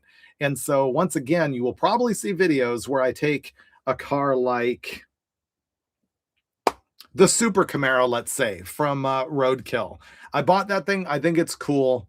I should get it running and driving, play with it, take it on a trip, and then I'm kind of done with it and it can be one of yours. So you'll probably see videos like that from me throughout 2026. Any chance of another cross-country trip like before? I think you're referring to me and Payway driving his flat fender Jeep from Phoenix all the way to Key West. Yeah, I want to do more stuff like that. I just drove this Galaxy 2,700 miles in the last 10 days. So there's going to be more of that type of thing coming. Um, what ends up happening with me is that some people don't like it because I'm not doing a rescue and driving a completely unreliable clapped out garbage all the way across the country. I do like stopping and fixing stuff along the way, but I'm also into seeing the sights. So I guess I'm just more tour and less repair instead of more repair and less tour. But I do like fixing stuff. Am I going to be Birdsong's neighbor? He is moving. I don't know to where. It's probably a good idea. Have I considered putting cars on auction? A guy's asking me. No, I've never really been to an auction. I think my stuff is too junky for that, sells for too little. If you have seen me selling cars, I think you'll see I try and blow them out at pretty reasonable prices. Of course, every time I put a price on something, people, I said this earlier, you either get, oh, that's really fair, or you're an absolute idiot, or that's the greatest deal ever. People have different opinions. I find that people who think the prices are way too high have not actually shopped for anything these days. That said, I will say that everybody I know who's a car flipper says that it is a down market right now. No one's buying anything. And I think that happens in the winter and throughout the holidays, but it seems like it's a little deeper than that. Prices are coming down on some stuff that was higher. Where is Stubby Bob? It is in storage, and you'll be seeing it again. Any opinion on a 401 Buick Nailhead? I had a Riviera with one. Actually, that might have been a 425, but I have never really worked on one. I think they're a nostalgic, cool engine. I wouldn't pick one for horsepower. Plum Tools Tour, Route 6600 year tour. So many people are going to get on the bandwagon of the Route 6600 year thing. And I do have a plan that sort of coincidentally is going to put me on a stretch of Route 66 with some people next year. But I'm not doing my own, let's do Route 66 for 100 years thing. I am doing a thing that's going to seem just like that. You'll see it when it comes. Any Salt Flats plans? I do not have a current plan to race at Bonneville again or El Mirage. Did I have CB radios in my car back in the day? I did. In the earlier days of me four-wheeling, I had CBs. Well, you still have CBs in four-wheel drive stuff, and I still use CBs up at El Mirage Dry Lake when I volunteer, and you have to be in communication with race control and everything. But and I have a CB in my van with dual whips. So yeah, I guess I did. Do I keep in contact with anybody from the earliest days of fastest streetcar racing? Not off the top of my head. You know, you see people around, and there's a lot of people who are sort of involved in it. But no, I'm not like super buddies with anybody who I can think of who was there then. Are there any states you have never been to? In the United States? No, I've been to every single one of them. What's your CB handle? Oh, I had one. Oh, great question. Oh, I can't even remember. Oh, I did have a CB handle. That's been a long, long time. Oh man, hopefully I can remember that. Someone says tax money season is going to be the next seller's market time. Yeah, probably. What's your favorite engine? Is this the same guy who missed the answer before? It's a big block Chevy. What car have you wanted but have never found? Here's the thing about me is I rarely am out searching for a specific year, make, and model. That has happened in my life, don't get me wrong. But right now, it's more like I search for cars and then you see one and you're like, that's cool. I want that. I keep bringing up my 68 Galaxy four-door. Never in my life have I wanted a 68 Galaxy four-door. I don't even like the body style in the front. I love a 67 much more. And I would have never specifically gone shopping for one ever. But then a guy emails me and says, hey, I've got this that I'll sell you. And you look at it, you're like, this thing is rad. And it's not that I like 68 Galaxy four-doors. It's that I like that one. And so that's what happens. Derek, thanks for the tip and for asking what's the right price for the T37. I don't know. That's a make an offer and I'll decide about it. Once again, the thing is so rusty in the package tray. I haven't decided if I really want to commit because once that gets fixed, whether I spend money on it or take a donation from a shop on it, I feel obligated to kind of keep it. And I just don't know if I'm doing that or if I have to make some tough love decisions and get rid of some stuff before I move. I hear parrots. Sometimes do you search for engines rather than cars? You know, in the old days, all the time. If I wanted a big block Chevy, sometimes you would go to the pick your part and they would have one, but they pulled it out and put it in a special separate cage so they could charge you way more for it. And so it was actually cheaper to go buy a square body 3/4 ton that already had a 454 in it. Or if you wanted a 455 Buick, you would go buy a 74 Electra 225 so that you could pull the 455 out of it. So in the old days, yeah, I absolutely did that. These days, not so much. If you need a 6.2, is the truck so cheap that you can buy the whole truck to jerk the motor? Or are you better off just buying a motor? I think you're better off buying the engine these days. How did the crop duster do such great burnouts with Caltrax? Because it does. Because you can either set those up solid or you could set them up to do burnouts. It's no problem. And you're not going to hook up on the street regardless. And it does great burnouts because it has drag radials on it too. And you would ask, well, drag radials would get traction. Why does it do such great burnouts? You just put them at 30 pounds and they're a soft rubber and they smoke a lot and they smoke forever. So that's how that thing works. Someone says, I like meeting you at Holly Performance Booth 2025. Thank you. I saw you there. Appreciated it. You know, that was a weird signing. This is a new thing for me. I have very rarely, well, let me see. How do I put this? The whole subject of going somewhere and saying, hey, come meet me and I'll sign an autograph for you is weird to me. And it has happened in my life ever since I started being a magazine editor and certainly would happen at roadkill events. But those were typically situations where I was an employee. The company was having an event. I just showed up and signed stuff. It was fine. Only now that I'm into my first year being unemployed have I been in situations where people will pay me to go sign autographs, and I'm uncomfortable with it. It's weird to me, but I understand that so many people in my position do that to make a lot of side money. I have been shocked to discover how much some companies will pay for you to go sign and sit for an hour and sign autographs at the SEMA show, for example.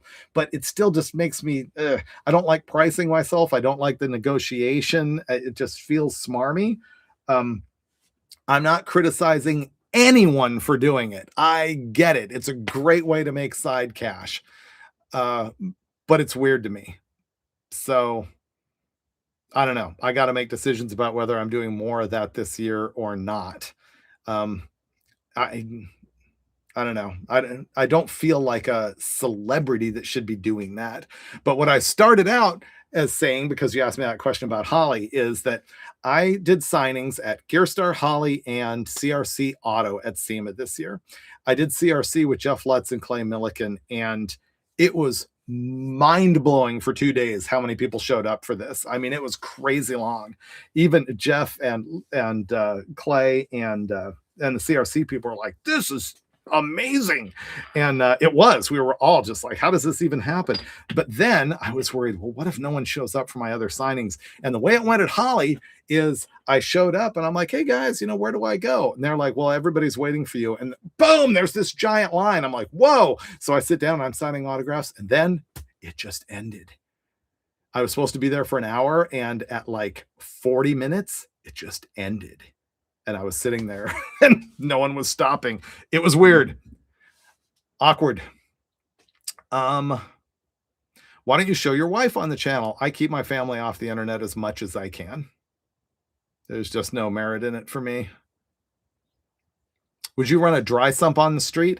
The thing I always worry about on that is the little Gilmer belt, getting a rock in it or something. It always worries me. So probably not. I don't see a reason why you would have to on the street, unless you're doing like a drag week thing or something. Favorite non-American muscle car? That's an interesting question. I've never considered of anything being a non-American muscle car. Isn't muscle car kind of an American thing? Tell me, what's an example of a non-American muscle car? I can think, there's Australian cars that would probably fit that. But what else? When will we see the video about the history of your orange Super Bee? I really need to do that. That's one of those dragging my heels things. The car is sitting in my garage. Look what I have right here. Oh, I can't show it to you. I have an old lunchbox with my Super Bee on it. What did your dad think of when you cut the roof off the station wagon? Thanks for that, Paul. If you saw my episode most recently driving around LA talking about the 80s, you saw that he bought a 67 Fairlane wagon that was from the Griffith Park Cleaners in Silver Lake area of LA. And these days you would call this thing awesome because it was a 67 in green with the wood paneling, and it had the old hand lettering on the side that said Griffith Park Cleaners. This thing would be a prize. But me and my friends got it. I dingle ball rebuilt the 289, and then we cut the top off of it. Yeah, my dad was horrified. I'm sure he was like, what? Why? And then we did the same thing with his 79 Pontiac wagon. Cutting the roof off was a big deal back then. We had a lot of fun with it. Have I ever had an experience with a weird fan? Oh, yeah. Often. It is still very strange to me to get recognized. I was driving yesterday in the middle of nowhere in New Mexico, and a guy pulls up next to me, and I'm driving my old Galaxy, and he just pulls up next to me. Dude, I love you, man. It's like, it's so strange. Okay, here's the greatest fan story. You may have heard me say this one before. Fans will show up in the weirdest places. I'm at an airport somewhere. I don't even remember where it was. I'm standing at the urinal. Guy comes up, stands at the next urinal, which, as you know, is a faux pas to begin with. And he looks over and he goes, Freiburger! He actually puts his hands out to shake my hand while we're standing there. I look at him and go, really? So weird. How many carburetors and manifolds do you think are in your garage? I don't know. This one? These? I don't know. Have I ever thought about doing a drag and drive? People ask me this all the time. As you probably know, I started that whole thing, and I've always enjoyed, well, for the first decade of them, I had to run the thing. And then when I stopped actually being the editor of Hot Rod, I had the opportunity to go run them, but instead I really like announcing it with Brian Lones. We have a lot of fun doing that live feed. And Got to be honest, I don't have the crazy drive to participate. If I was going to participate, I would want to win a class. I don't want to just fool around, and I don't want to spend the money to win a class. So I think I'm over it. Someone said Johnny Carson told the same urinal story. Really? I've never seen that one. Huh. The guy said, "Remember when the Rotson broke down at the TA truck stop in Barstow and a guy talked to you about why you're his hero?" He goes, "That was me." I really appreciate stuff like that. It is so kind. We are very, very thankful for all of you who watch and for the people who tell me that, we helped inspire them to get into cars, or that we helped improve a relationship with a father and son, or we help people through tough times. That is the stuff that makes it seem like this stupid job that we have is worthwhile. So thanks very much for that. I don't mean to diminish anything about fans who hit us up in public, but at the same time, you probably don't need to shake my hand in the urinal.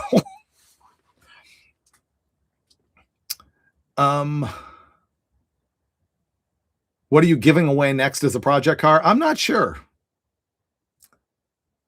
Guy says, "Did you know Greg Biffle?" I brought this up sort of in detail earlier in the feed. You can roll back and look at that. I met him. I interviewed him for a Freedom 500 deal. I did not know him. Can my merch vendor do long sleeve t-shirts? We can do a lot of stuff, but his experience is that they don't sell. I did one a long time ago, and big surprise, it didn't sell. So that's probably the problem. We also tried doing not hoodies, but regular sweatshirts. Also did not sell. So that's the deal. How am I doing? The weekly uploads can be a grind. It is absolutely a grind. I have told Finnegan, thank you, Shaky Driver, for the $20. Appreciate you. He's claiming that the Jensen Interceptor is English muscle car. That's cool. He has one with a 440.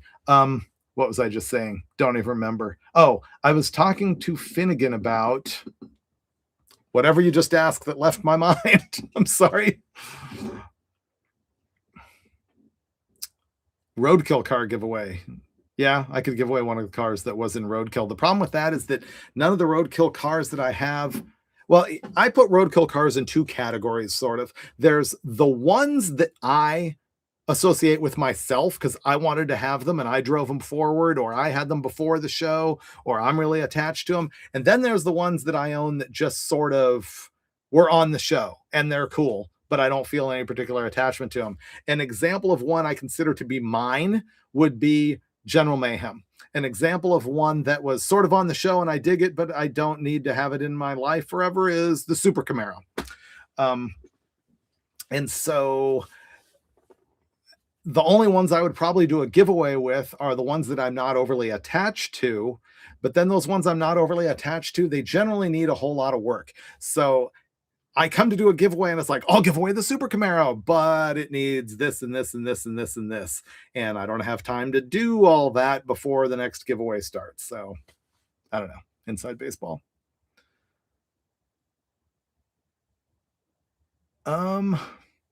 Sorry, the questions are coming by so quick. I'm like trying to focus on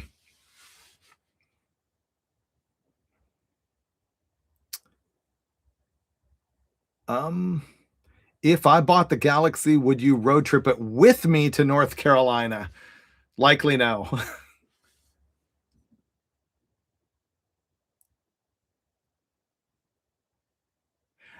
Will you have something like Engine Masters in the future? I just did an episode, I don't know, 3 videos back about me buying a budget 440 and putting it together and trying a couple intake manifolds and ignition systems on the dyno. So that is sort of an Engine Masters thing. I'm not going to do it like we used to do with all the crazy lights and drama and build up and all that. I loved doing Engine Masters. I thought it was a great show. I loved Dulcich and Brule. So it's not going to come back exactly like that. But I do want to do more out at West Tech. They have a new owner out there, Evan Perkins. I really want to support those guys and make sure that they can still be in business. You can get your engine dyno tested at West Tech. It is westtechperformance.com.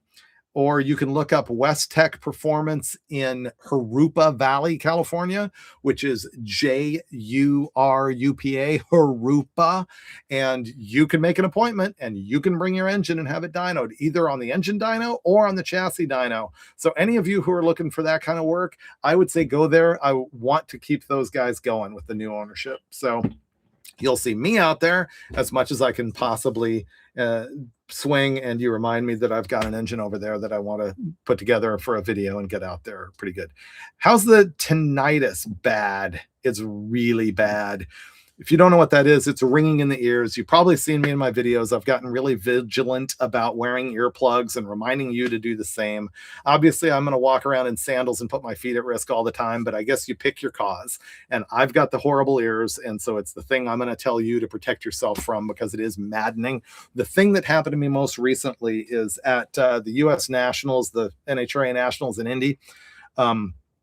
We did live TV, and I wear earplugs that have microphones in them so that I have director of producers talking to me in my ear. I couldn't hear them, so I turned the thing all the way up, and I was on the starting line, and you get noise from the whole broadcast. You hear the booth, you hear the music, you hear the, all the directions and all that stuff. And it was so loud in my ear that this ear got worse than this one. For my whole life, my ears have been about the same. Now that one rings so much louder than the other one, it's just more noticeable and annoying. So protect your ears.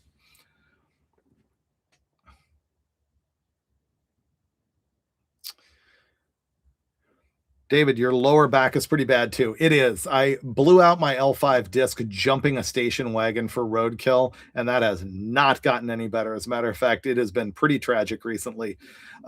When people also ask why I don't do more crazy, wild things, unfortunately, that's a big part of it. I'm just old. How tall is Dulcich? I don't know. He's way taller than I am. He's taller than Derek. He's pretty tall. Thank you very much, Ika. 1988 for the $20. Very nice. What are your thoughts on resto mods of beloved classics? I don't have a problem with that. I'm a hot rodder. I modify stuff. So I'm good with that. I guess if you're saying a beloved classic, like something that's been in your family forever, I don't love restorations. I love cars that are original and show all of their scars and tell the whole story.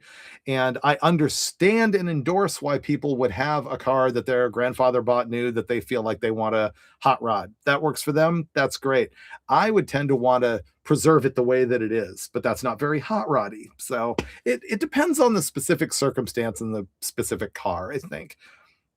You're going to be seeing next week this Model A that I have that's a perfectly good 96-year-old car that I'm probably going to tear up into a hot rod. And you'll start a lot of fighting about that. Ooh, guy asks, Ross wants to know, am I going to put my Cleveland in something? I have a really good 650 horsepower Cleveland. It's got stock main bolts in it, and it runs to 8,000 RPM. I can't even believe I'm hearing myself saying this. I need to put a smaller cam in that thing so it doesn't RPM quite as much and take a little power out of it so that the oiling and bottom end is going to survive. But after that, yes, I have actively shopped for Fords that make sense to put that in, and I have considered putting it in the Crusher Camaro. How cool would it be to have the Cleveland in a Camaro? The problem with that is, of course, the front sump that has the oil pump in it. So if it went in that car, it would have to have an external wet sump or a dry sump. But man, that would be cool. Was working at Hot Rod Magazine more fun or stressful, juggling people's stories and deadlines? I have said often, I am super happy for all the years I spent in publishing, and I do not want to do it again. When I started doing the TV shows exclusively, it's a lot. It's hard to complain about these jobs because we're so fortunate to have them. I'm not digging ditches. I'm not curing cancer. I'm just fiddling around with cars. But in the magazine world, having to manage people and deadlines and deal with management and corporate stuff and advertisers and everything, it was a lot less than showing up on set, having fun with Finnegan, walking away.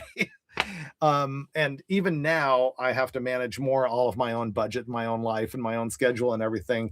And it's still not even close to as much as it was doing the magazines. That said, the stress for me of having to do a video every single week and do a whole bunch of other things outside of that is pretty big.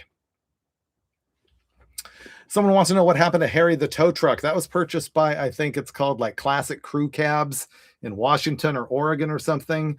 This comes up a lot, and I always don't exactly know what that business is or where they are, but they have reached out to me and said, come on up and visit the thing. And I would like to do that eventually, maybe even in my 71 F100, 72 F100.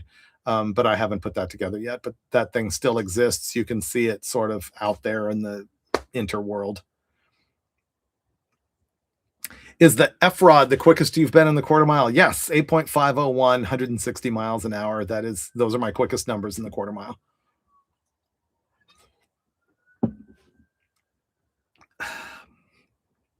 No Ford in the Crusher Camaro. I swung a Hemi into it once too. Guy says, I honestly miss the vastness of car magazines. Here's the thing that I think the internet doesn't do as much as magazines did, is serve you up information you didn't know you were interested in. For example, you might, thank you very much, Robert, for being entertained while your broken leg heals. You probably watch the channels that sort of cover the things you're interested in. But when I was reading Hot Rod Magazine as a teenager, and my favorite magazine was more Carcraft because it was muscle car, but I got Hot Rod because you had to get all the car magazines. Hot Rod would have a story about a 32 Ford, and I didn't care about 32 Fords, but it was the only car stuff to read, and so I read it and I learned about it and I developed an interest in it. I'm not sure these days if you stumble upon stuff on the internet as much that engages you and you become interested in a segment that you didn't know you were interested in. So I think the algorithms go, oh, this guy's interested in blue 67 Camaros. So they give you another one and another one, another one, another one. And they never go, hey, how do you feel about orange 70 Roadrunners? You know, hey, thanks very much, Jimmy, for the $25. I appreciate you. What is next for the 74 Jeep Cherokee? That's the one where you saw episodes where I ended up struggling so badly with the fuel system and could not make it pick up fuel no matter what. It's something inside the gas tank. I mentioned in the episode that it really needs a lift to fix, in my opinion, because I don't feel like dragging a massive tank out on my driveway floor, and that I was going to go down to see if I could mooch a lift off Lucky, and I haven't done that yet. So the thing is just sitting, and it's still running off that gas can on the front bumper that I put on during that video. What's next for Hemi Gremmy? The Hemi Gremmy is that 74 or 5 Gremlin with the 426 based Hemi that Finnegan gave me, the 535 cubic incher. And the last time I moved it, after not having seen it for a long time, it didn't have oil pressure. And I don't know if that's a gauge problem or if it really doesn't have oil pressure or what's going on. I will be finding that out here probably within the next month.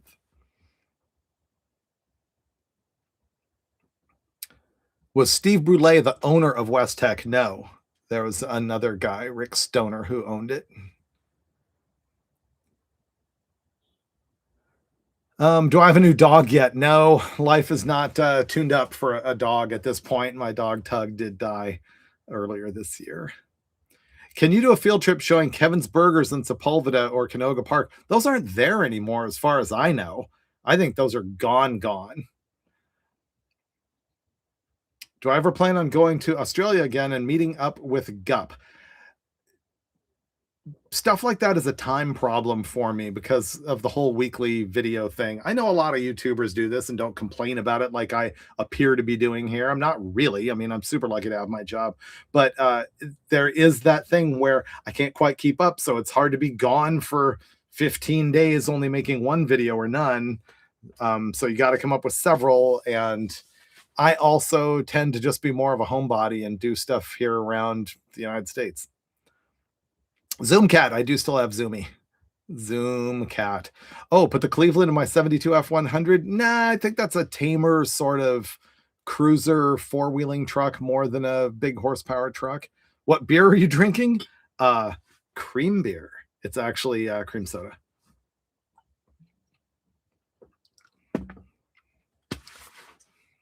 Why isn't the Dulcich posting anymore? Doesn't feel like it. He's literally up there happy working on his own projects and not being annoyed by video. He's good. What dealership parts department did you work for? A Dodge dealership. That's where I started the Monday after I graduated high school. Finnegan. Hey, Finn. He's asking, how many beers deep am I? Not even one. I'm drinking cream soda. Karen didn't buy me beer.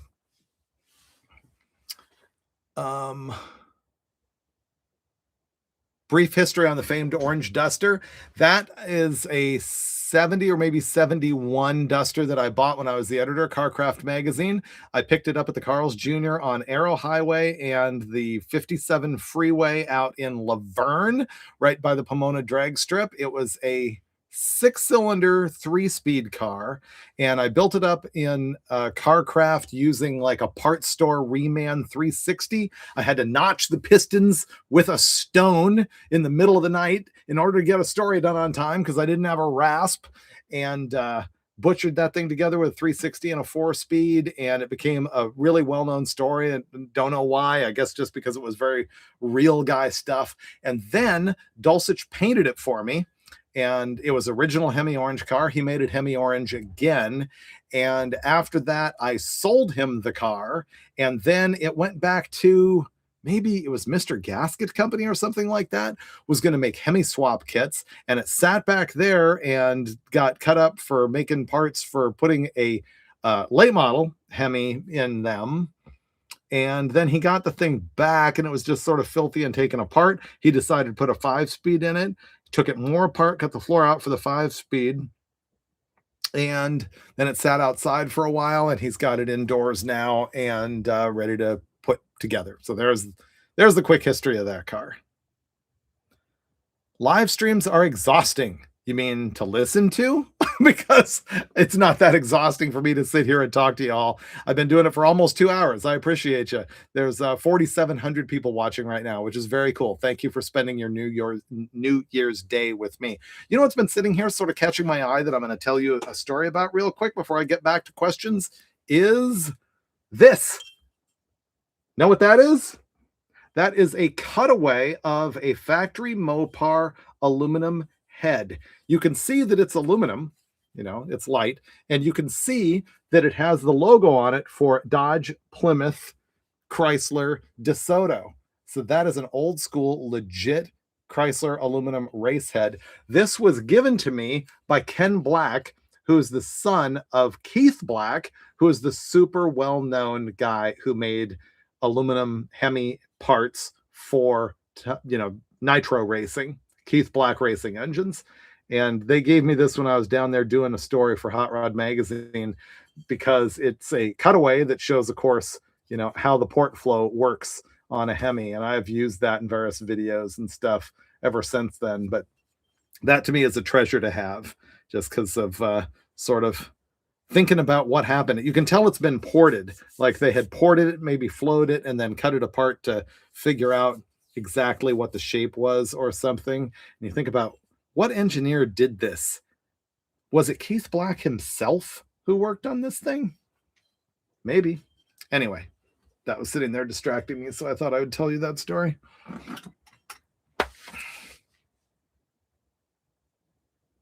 Oh yeah, back at you, Finnegan. How many beers deep are you?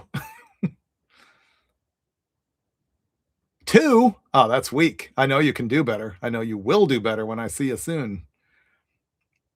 Any more desert adventure trips planned? Not from a 4-wheeling standpoint, although I would like to, but I did just come home from 2,700 miles in Arizona, New Mexico, and Texas.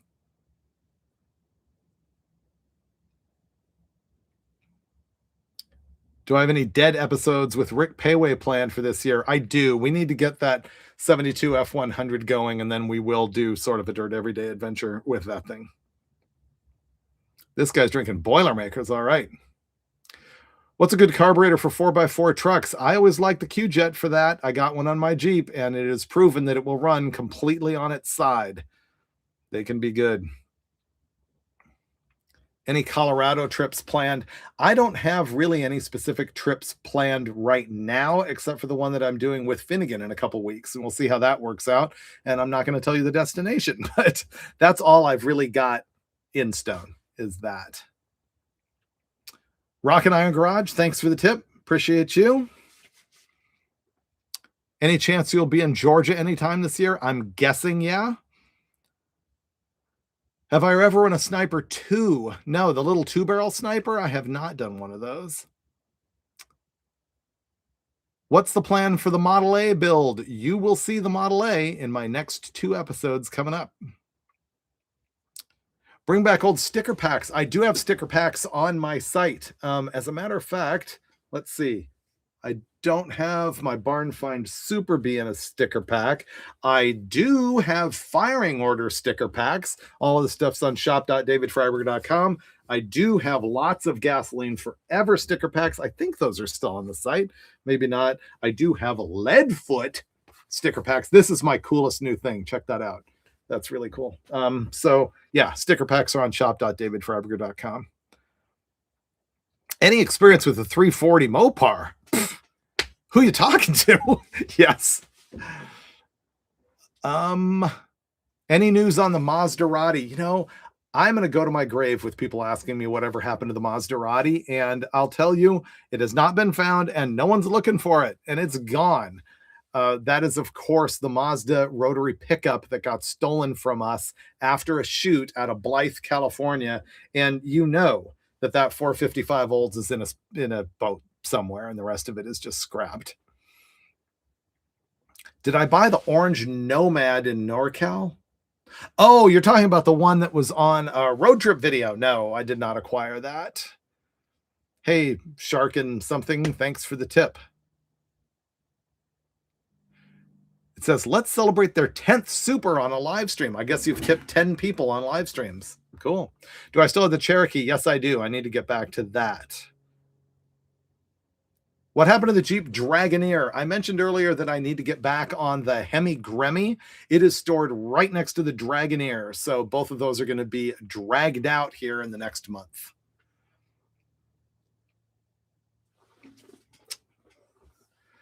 Let's see. Any experience with a Chevy 350? No, never touched one of those. You got any tips? I see what that guy did there. That was good. Best full-size GM car ever made. Wow, I don't know. Does Dulcich still have the Bang Shift Cougar? He does.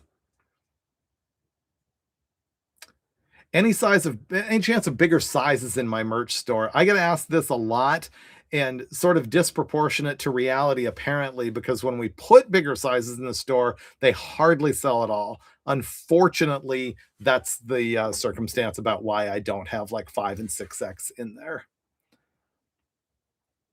What car do you wish you had back?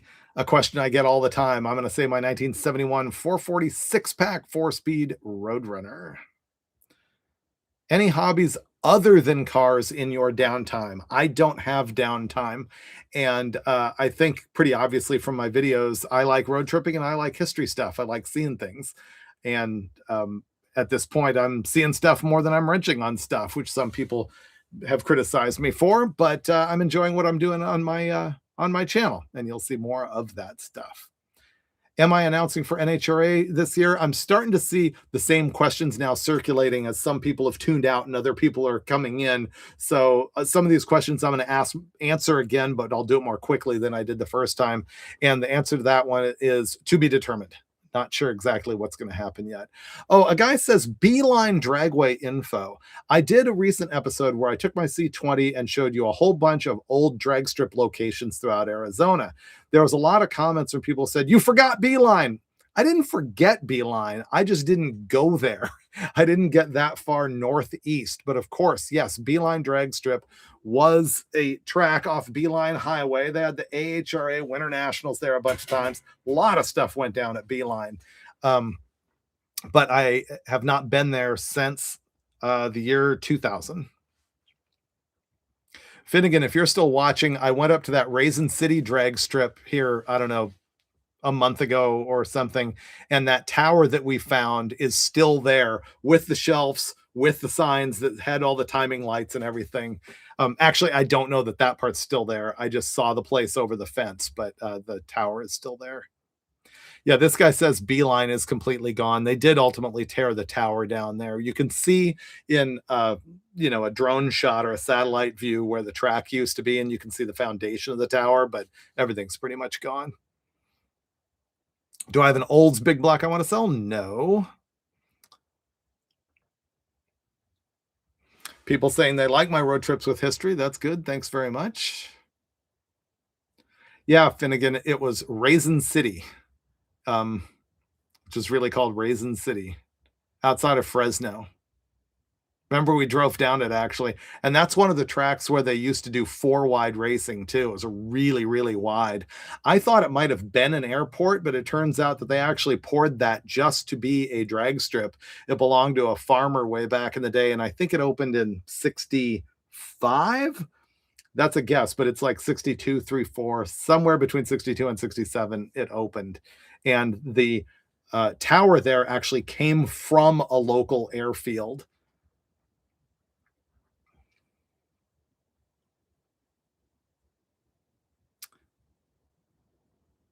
Sorry, the questions are going by so quick. I'm having a trouble. Like maybe I need more caffeine. That's the problem. Where's the blown Nova? I still do have my. I think it's a '69 Nova Pro Street car with the tunnel cram big block in it. That's another one. And we've been talking a lot about my individual cars on this feed. That's another one I probably don't need to own forever. I probably need to pluck the engine out of that one and let the car go. So if you're dying to have that thing, let me know. Hey, Freiburger@gmail.com. Maybe I'd sell it with the tunnel cram big block in it, but it would be really hard to get all of my money out of that car and engine selling it as one package.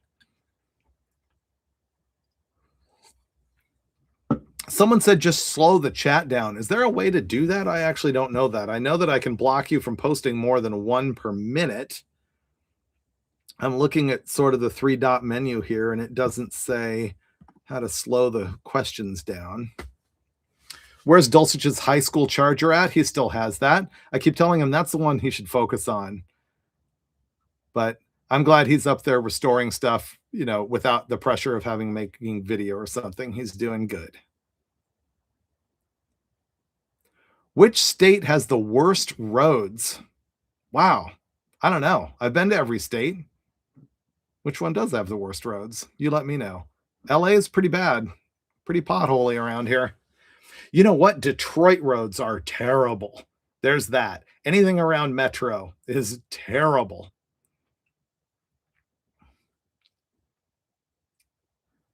This guy says he was hoping for more Nova content. Once again, I'm going to have to take a lot of these cars, get them running, do a video with them, and then get rid of them. I've just got so much.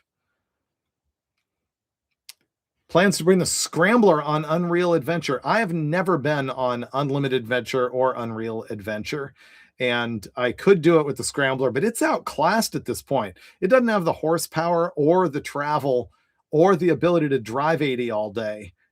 It's outdated, so I don't know how I would actually do with that. Did someone just give me $200? Dude, the tips on this thing are crazy. Thank you so much. This guy just gave me $5 and asked, "Where's the Clevo Commando these days?" I completely failed on that project vehicle. It's terrible. I got it going, burned out on it, took it apart, sold it. I still have the Cleveland. I still have the Turbo 400, which is in my Nova. But the actual Commando is sold. I think it's in Texas someplace.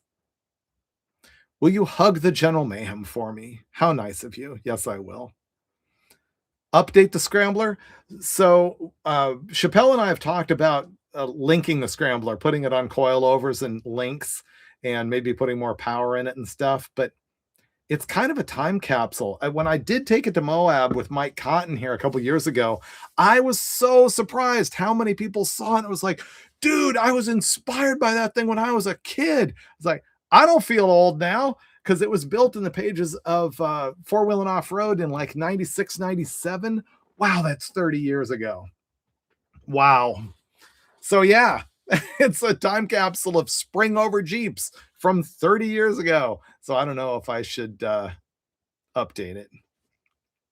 Any more collaborations with Chappelle? We talk about it all the time. Was chatting with him earlier. You know, the question for all of these people is geographically undesirable. For any of us to do crossovers means traveling to get together, and it's time and it's money, and that gets in the way of a lot of stuff. Have I ever been to KD Dragway in South Webster, Ohio? I don't think I've been to that one. Someone called me Live Burger. Yeah, I'm Ford Burger. I'm now FE Burger. I've got so many Ford FEs. Do I have a favorite version of the Crusher Camaro? My favorite version is probably everyone's favorite version. It's the one where it had the blown big block in it. The car just looked right on, and it was so fun to drive. People tell me to put it back, and I keep saying, I've done that. It's that thing I was talking about earlier in the feed where I say, you know what? I want to buy a car, experience it, and then I'm kind of done with it. It's the same thing. I wanted that car to be a perfect, like 1978 street machine. I did that. I experienced it. Finnegan and I had a great time with it. And now I've done that. I'm ready to move on and have it do other things. And so I don't have to have it sit there and be the same forever. I don't mind changing it up, even though that was one of the greatest things I ever did.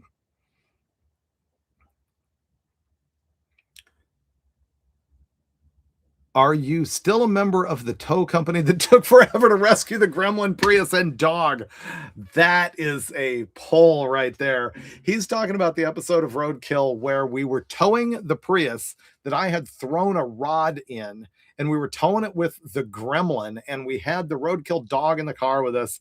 And outside of Phoenix, we blew a tire, went off the road, spun out, and we waited forever for a tow job. And I ended up yelling at the tow people, and they threw me out. And then I issued a complaint, and they took me back. So there. Do I know Rick Simon from Off Road and Dirt Bike? Wow, that is a name from the past. I didn't know him. I read Off Road Magazine at the time. I knew all about Super Hunky, as he was called, but I never actually met him. Am I going to be neighbors with Payway in the near future? I don't know where I'm going to move to. He's asking where I'm moving with that question, I think. What specific projects are coming in 2026? I addressed a lot of this earlier in the feed. If you missed anything here, you can just go back and watch the replay and or listen to it. I wouldn't watch this if I were you, if you could help it, but I might listen to it. And the answer to that one is coming up right away. My Model A. I'm really hot to build my Barn Find Super B. I'm already on top of getting my van together. I'm going to sell some favorites like the 72 Roadrunner, the Red Duster. I need to sell the four-door Galaxy that I just got. Other projects that are coming up. Hemi Gremmy coming back. Maybe Dragoneer. You'll see the Dragoneer, but it's probably lower on the list. So that's some of the stuff that's coming up here pretty quickly. Here's a great question. What's my biggest failure as far as cars go? That pool is way too wide and deep to take a sip out of to answer that question. I've had so much fail.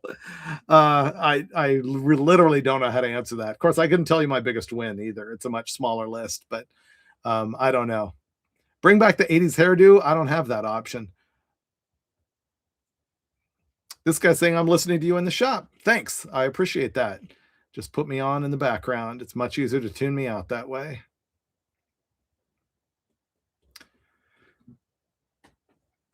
Do I prefer supercharged or turbo? Yes. It depends on the application and what you're doing. I mean, both things are obviously really good. Boost is great. I find superchargers easier to just slap on and go. They require less fabrication. Finnegan, if he's still listening, has way more ability than I do to actually weld tubes together. I mean, because my ability is zero, and make turbo stuff happen. And that's a big part of the reason why I use more superchargers. I've also used superchargers, centrifugals in particular, at Bonneville and El Mirage, just because I run in classes often that require carburetors blowing through. And with a turbo, it's a lot harder to boost manage in a class where you're not allowed to have computers. Whereas if you have a supercharger blowing through a carburetor, you have more of a rising boost curve. In other words, low RPM, low boost, and boost and RPM rise sort of in unison, and so it's easier to control that way. I also really like the Roots blowers for the appearance and also for that just instant hit right off the throttle. They are lousy for endurance racing because they build so much heat. So different applications, different skill levels end up choosing different superchargers. Do I have any 100% cotton hoodies? I don't think my hoodies are 100% cotton. I think they've got a little something else in them. I can't read that. I don't know. Shirts are cotton. Have I ever met Stacy David? Yes. I used to know him when I was a magazine editor. Haven't seen him in a long, long time. Cool guy. Never knew him super well, but have run into him here and there. Birdsong's moving to Arizona. Yes, I knew that. Weirdest automotive treasure that I have. There's a lot of stuff around here. Somebody asked me about these bricks before. This is a brick from that building that just burned down in Butler, PA, where the Bantam plant is, where the very first Jeep prototype was built. I mean, that's weird. There's a lot more stuff like that in here, and nobody would understand what it is or appreciate it except for me. Hey, thanks very much, Rory, for the $20. That is super kind of you. Opinions on original Shelbys. I've never been a huge Shelby guy. I knew Carroll Shelby a little bit, and I remember going out to lunch once with the Hot Rod staff and Shelby and Robert E. Peterson and hearing some of their stories from back in the day, and it was awesome. And I will say that experience led me to realize that Carroll Shelby himself was way cooler than I ever thought he was when I was just a magazine reader and sort of knew of the background and the cars and everything. I always saw him as so much of a marketer, but you realize, sort of knowing the guy vaguely and digging deeper into his whole deal, that he was really also a hot rodder and a vicious competitor and a carouser and had a lot of good stories. But the cars themselves, I've never been really huge on.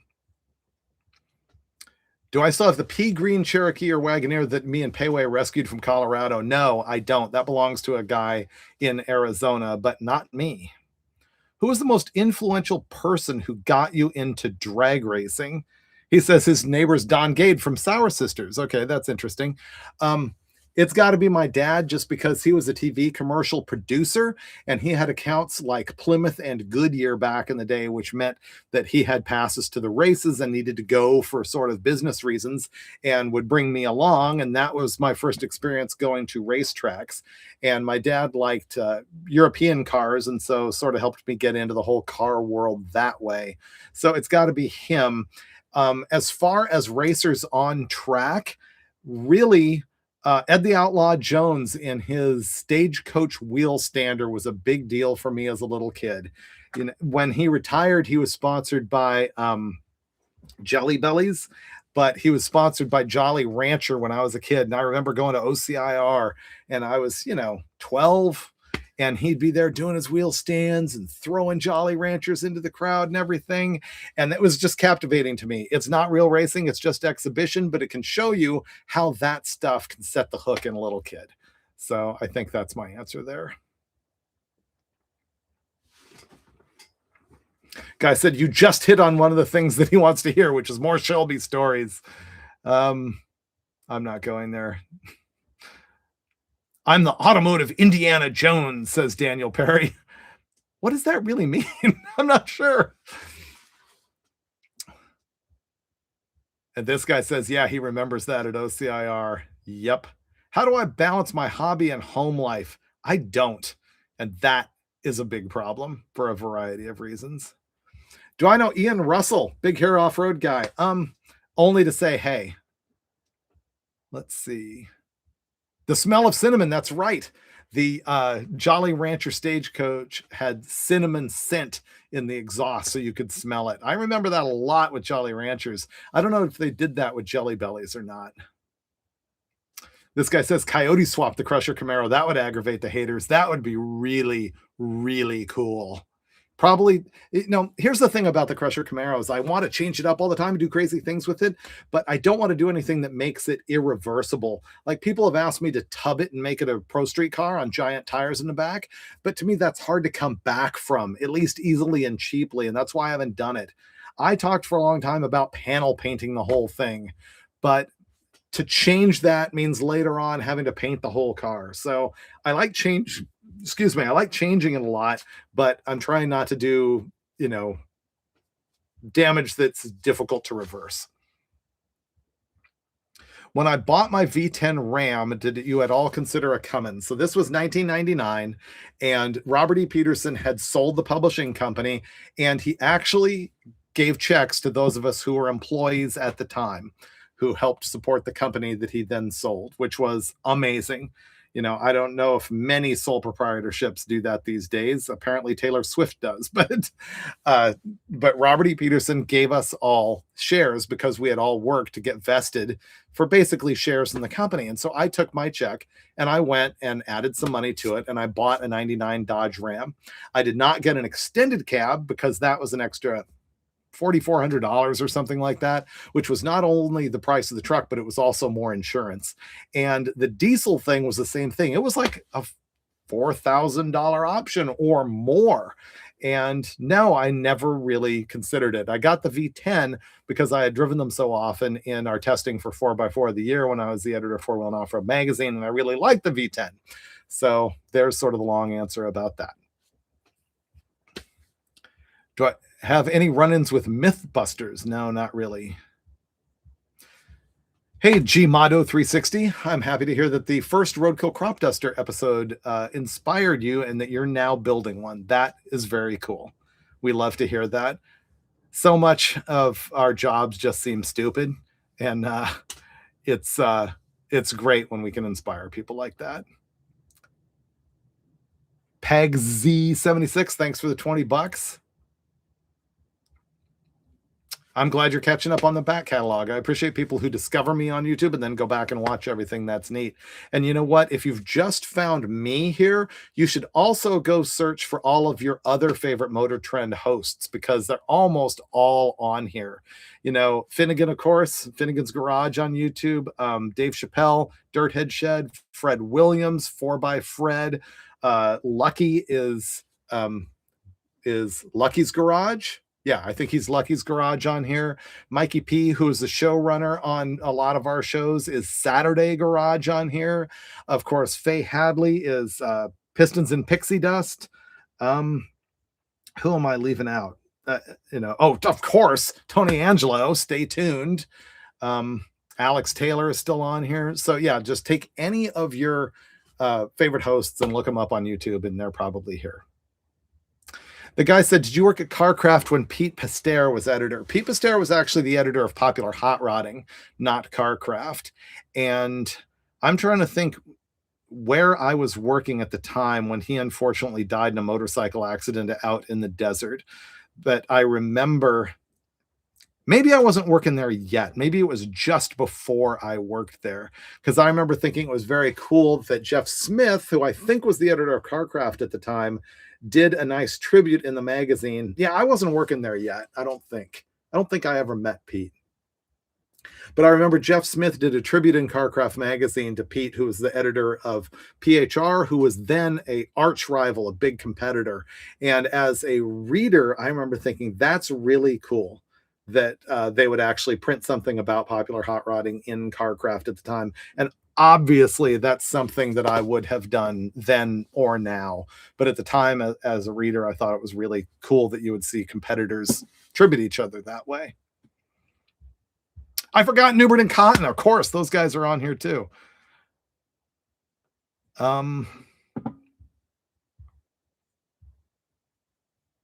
Happy New Year, Subaru guy.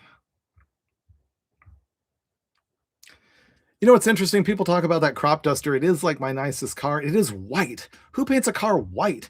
Steve and I have a problem taking a Mopar and painting it any color other than what's factory, and that's why it is white.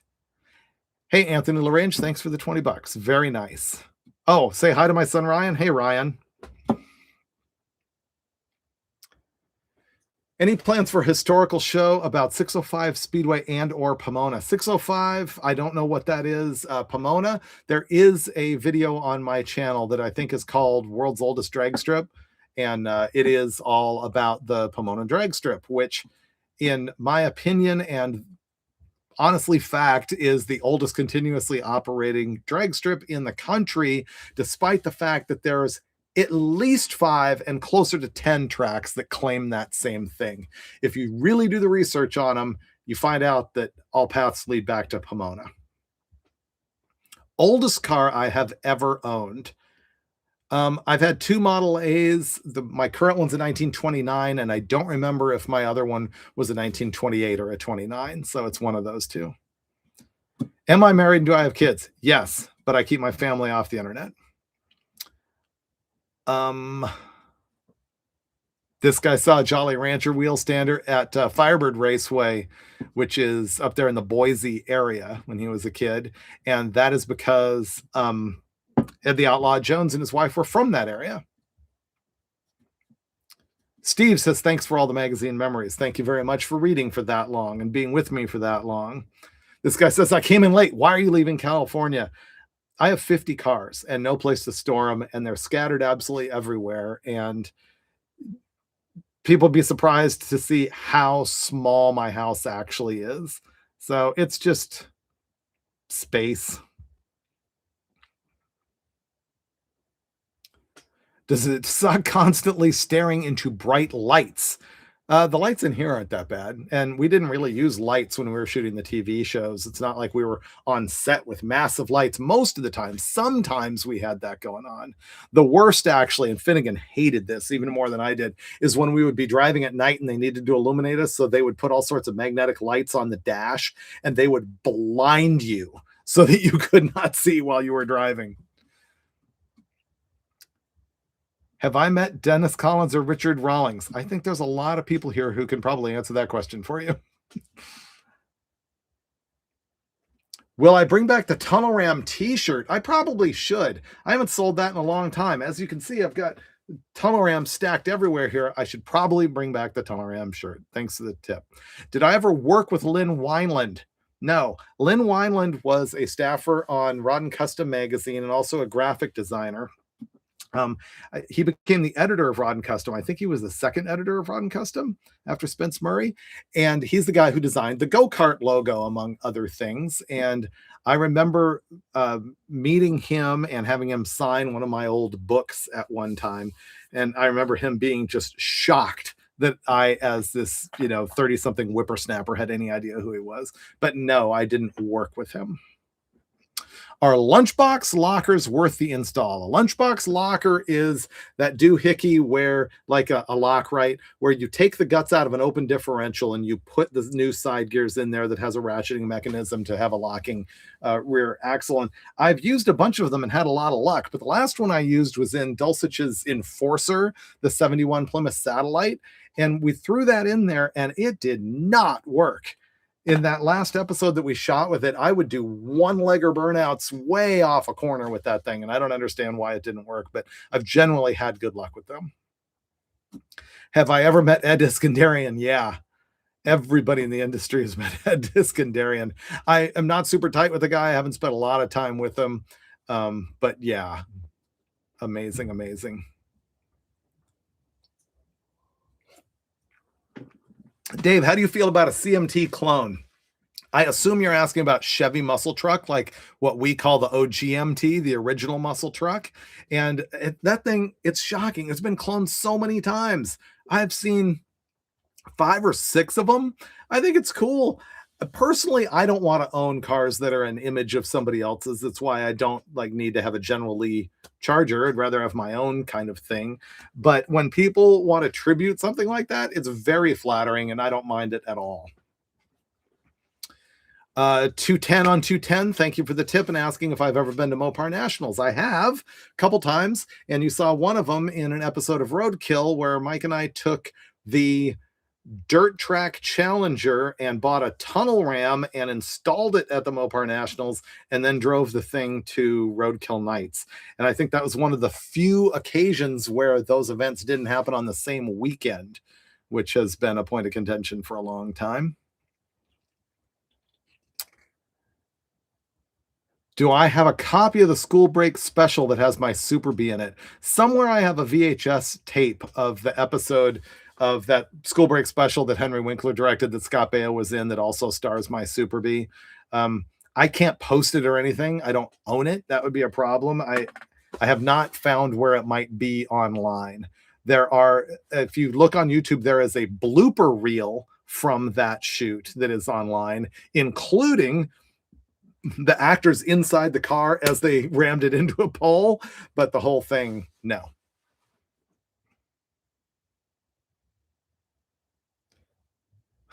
This person said that they are listening while putting their kids to sleep and they're going to need me to read them a book.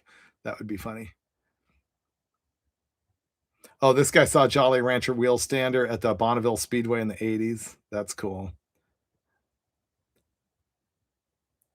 Oh, this guy owns Tony Angelo's Fishtail Cuda.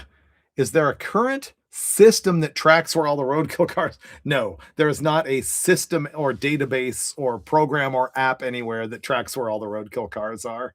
And there are a whole bunch of them that are out there in the world.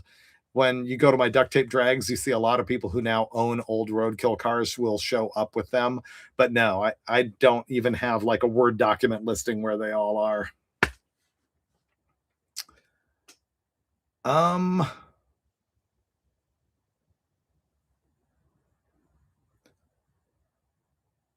Oh, this guy says, I forgot Vice Grip Garage. Yeah, I was listing all the hosts who have shows. Derek had a show on YouTube before he ended up doing Motor Trend. I guess I don't think of him as a Motor Trend host. I think of him as his own deal who happened to be on a Motor Trend show. But yes, he's on there too. This guy says, me and Finnegan, best entertainment ever. Thanks for your $20. And you'll see more of us coming up. This guy says, I saw the Disgusting this past summer. It still looks exactly the same. It's at Mud Garage in New York. They did do some changes on it. They bought one of those really large diameter chrome roll bars that Hooker sold back in the day, and they installed one of those in it. Probably not something I would have done. And they did a lot of other things I should have done, like worked out the drive shaft angularity and made the thing a much better driver. And they've cleaned it up even more than it was. They've made it a better car. But yeah, the Disgusting is back there in New York. Oh, the guy who sold me the Gargantua wagon is commenting on here, and that now belongs to I don't know if it belongs to Wiley or Charlie Stevens, but you also saw it in one of my recent episodes where I bought that convertible Galaxy. You see me driving the Gargantua wagon within the first, I don't know, 10 minutes in that episode, and they do still have it for sale up there. And I noticed that Wiley was promoting Shifted as his YouTube channel that they're bringing back. They just did some stuff with a 440 Dodge truck on there. So if you want to sort of look at more of the Roadkill family, Wiley and Charlie have that going on Shifted. This guy says, I think I saw what might have been your old triple black 446 pack 4-speed Roadrunner at a car show in Gilmore, Michigan last year. Did you ever track it down? No, I've never tracked down that particular car. People have asked me, what's your favorite car? Which car got away so many times? And I always answer that 71 triple black 446 pack Roadrunner. And I always say, I don't know what happened to it. Just keep in mind, I'm not looking to buy it back. I can't afford to buy it back. It's a $100,000 car plus. Last time I saw it, it was all completely restored. I have no idea where it went. It might be in Michigan. I don't know. I can tell you it was a low content car that was a super track pack. It was black with a black stripe, with a black interior, with a 4-speed, with an air grabber, with a 410 Dana super track pack. The guy who restored it the last time I saw it, which is like 20 years ago or more at this point, he put a go wing on it, he put sport mirrors on it, and he put a pedal dress up package on it. And at the time I remember going, why would you do that? It was cool that it didn't have any of that stuff. But if you can think of a car that has that combination of parts on it, you just might have found the car that I bought when I was 19 years old and sold when I was 19 or 20. This guy says there's a guy in Fresno who says he has my 71 V code car. Maybe. Don't know.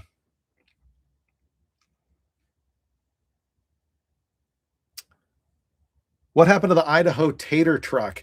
That was purchased by a guy, Levi, who worked in sort of our top level management at the Motor Trend production company. You saw it on an episode of Hot Rod Garage. They put an automatic in it, and then it sat for a while, and then he sold it, and I don't know where it is now. What kind of music are you listening to daily? I'm still on the hair metal thing. I'm old. Listening to you while driving my semi. Cool.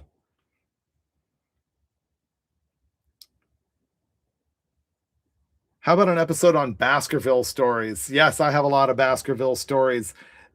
Boy, I don't know if people, you got to be really old to even know who Baskerville is at that point.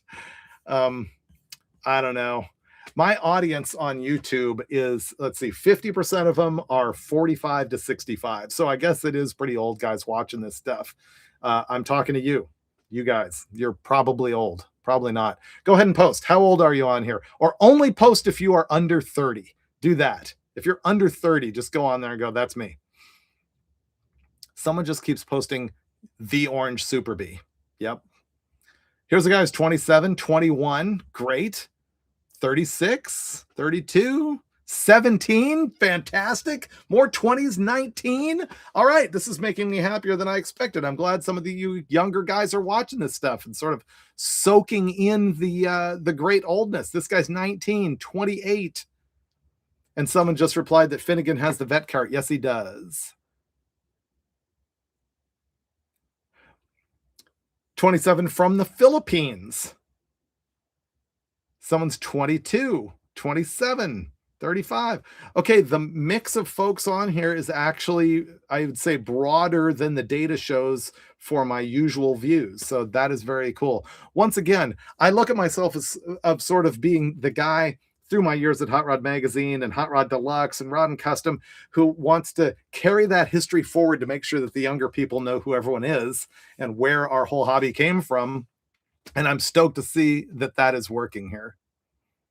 Okay, I'll tell you one Baskerville story on that note. Man, I've been doing this for 2.5 hours and 4,500 people are still watching. I really appreciate you. You can still share, and I would really like that. Oh, by the way, is anybody seeing commercials? I don't know how that works on this thing, but I do get paid by commercials. I don't know if a commercial plays in a live stream like this, does it stop the stream and then pick you up, or do you actually miss what happened while the commercial was in there? I don't know.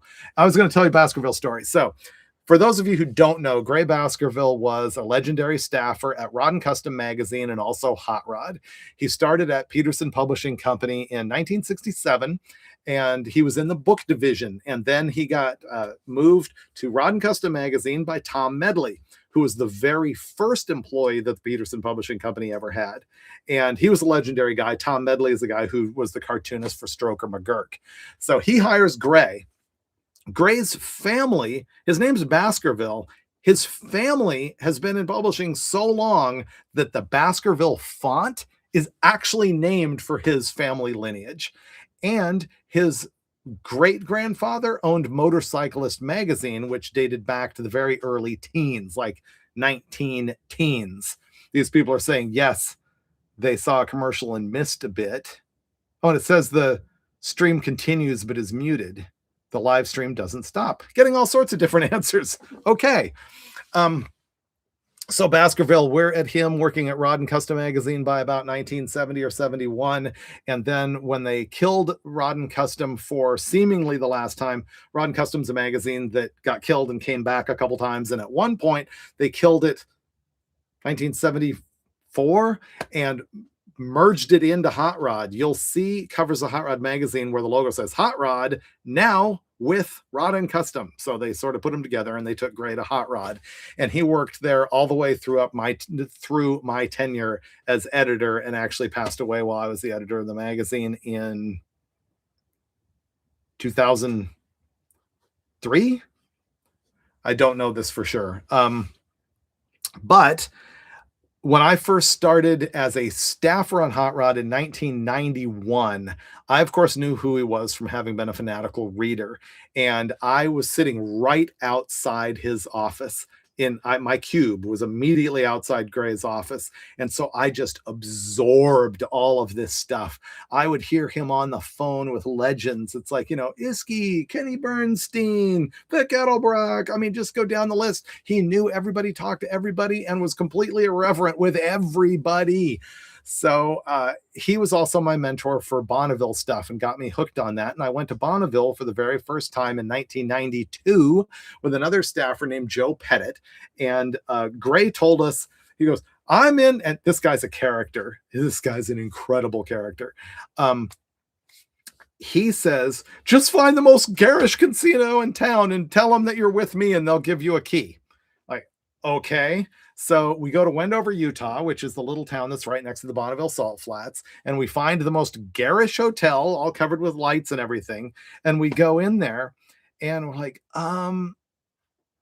we're supposed to get a key for Gray Baskerville. They're like, oh, Gray, yeah, perfect. So they give us a key and we go up to the room and we throw the door open and Gray is spread eagle, buck naked on the bed. And we're like, he just starts, he's laughing so hard that we had to witness that. And that was my earliest, or one of my earliest experiences with Gray. And it went downhill from there. So yeah, he was a great mentor to me, an absolute wild character. And so yeah, there's one story. This guy's 15 and says, I'm his favorite YouTuber. Thank you very much. That is cool. Glad to be ruining your life for you. Here's another guy, 17, and he has a 97 TJ with a 4-banger. That's great. This guy says, I don't mind commercials, but I hate when they're 3 minutes long. I don't have control of what commercials YouTube drops in here. This guy wants to see a 454 versus 440 versus 460 collab with Holdner, and I too would love to do that, but that would take a big investment and would never pay for itself in either time or money. So that's the problem with stuff like that, and I am stoked that I had a career for so long at magazines and TV shows that had budget where we could do things like that. We did a lot of stuff that no one will ever probably do again for content. And I'm lucky for that. Somebody keeps asking me Super T10 or M22. I actually like the Super T10 there. This guy says, I like the Army color. Yes, I do have hoodies for firing order. I also have t-shirts in this color. Shop.davidfreiburger.com. I should do a video on Big Daddy's Museum in Ocala, Florida. Last time I was there, Finnegan and I did Sick Week down there in that third-gen Firebird or Trans Am, whatever it was. And one of the stops was there at Large Father's place, and it was pretty good. $50. Thank you very much, Jim Gates, who asks, who was or is your favorite drag racer of all time? It's Don Garlitz. There's just no way that you can go anywhere else. John Force, of course, is like the most winning, amazing guy. But if you value a guy inventing stuff, doing it himself, being down and dirty, dominating, longevity, it's absolutely Don Garlitz. Opinion on Fox body Mustangs. I've had a couple of them. I like them. I'd have them now if it weren't for the smog problem. A guy just offered me one the other day that had a Buick Grand National motor in it, which was pretty cool. We've had stuff at Drag Week with Buick Grand National motors, big block Chevys, small block Chevys, LS motors, of course, Gen 3 Hemis. We had one with a small block Mopar in it. Fox platforms like the universal drag racing car, the way 55 Chevys were in the 60s.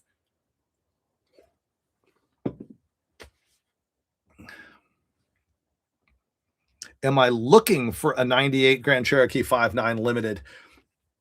I'm not sure I've been looking for one of those recently. I did have one in one of my videos. They were really great. They won 4x4 of the year back in 98 when they were new, when I was at those magazines, and they were really, really cool. I might have one if it was just the perfect timing and it fell into my lap and I could use it for something great, but I'm not actually seeking one. If you're dying to sell me one, heyfreiburger@gmail.com. Include photos and details. This guy's 19 and has a 64 Rambler. That's great. Do I like Ford Broncos? Yes, I had an early Bronco. I sold my Land Cruiser when I was maybe 20 or 21 to buy a 77 Bronco. It was great. I ended up selling it because of California smog and because the value of them, even then, this is 1994 or something.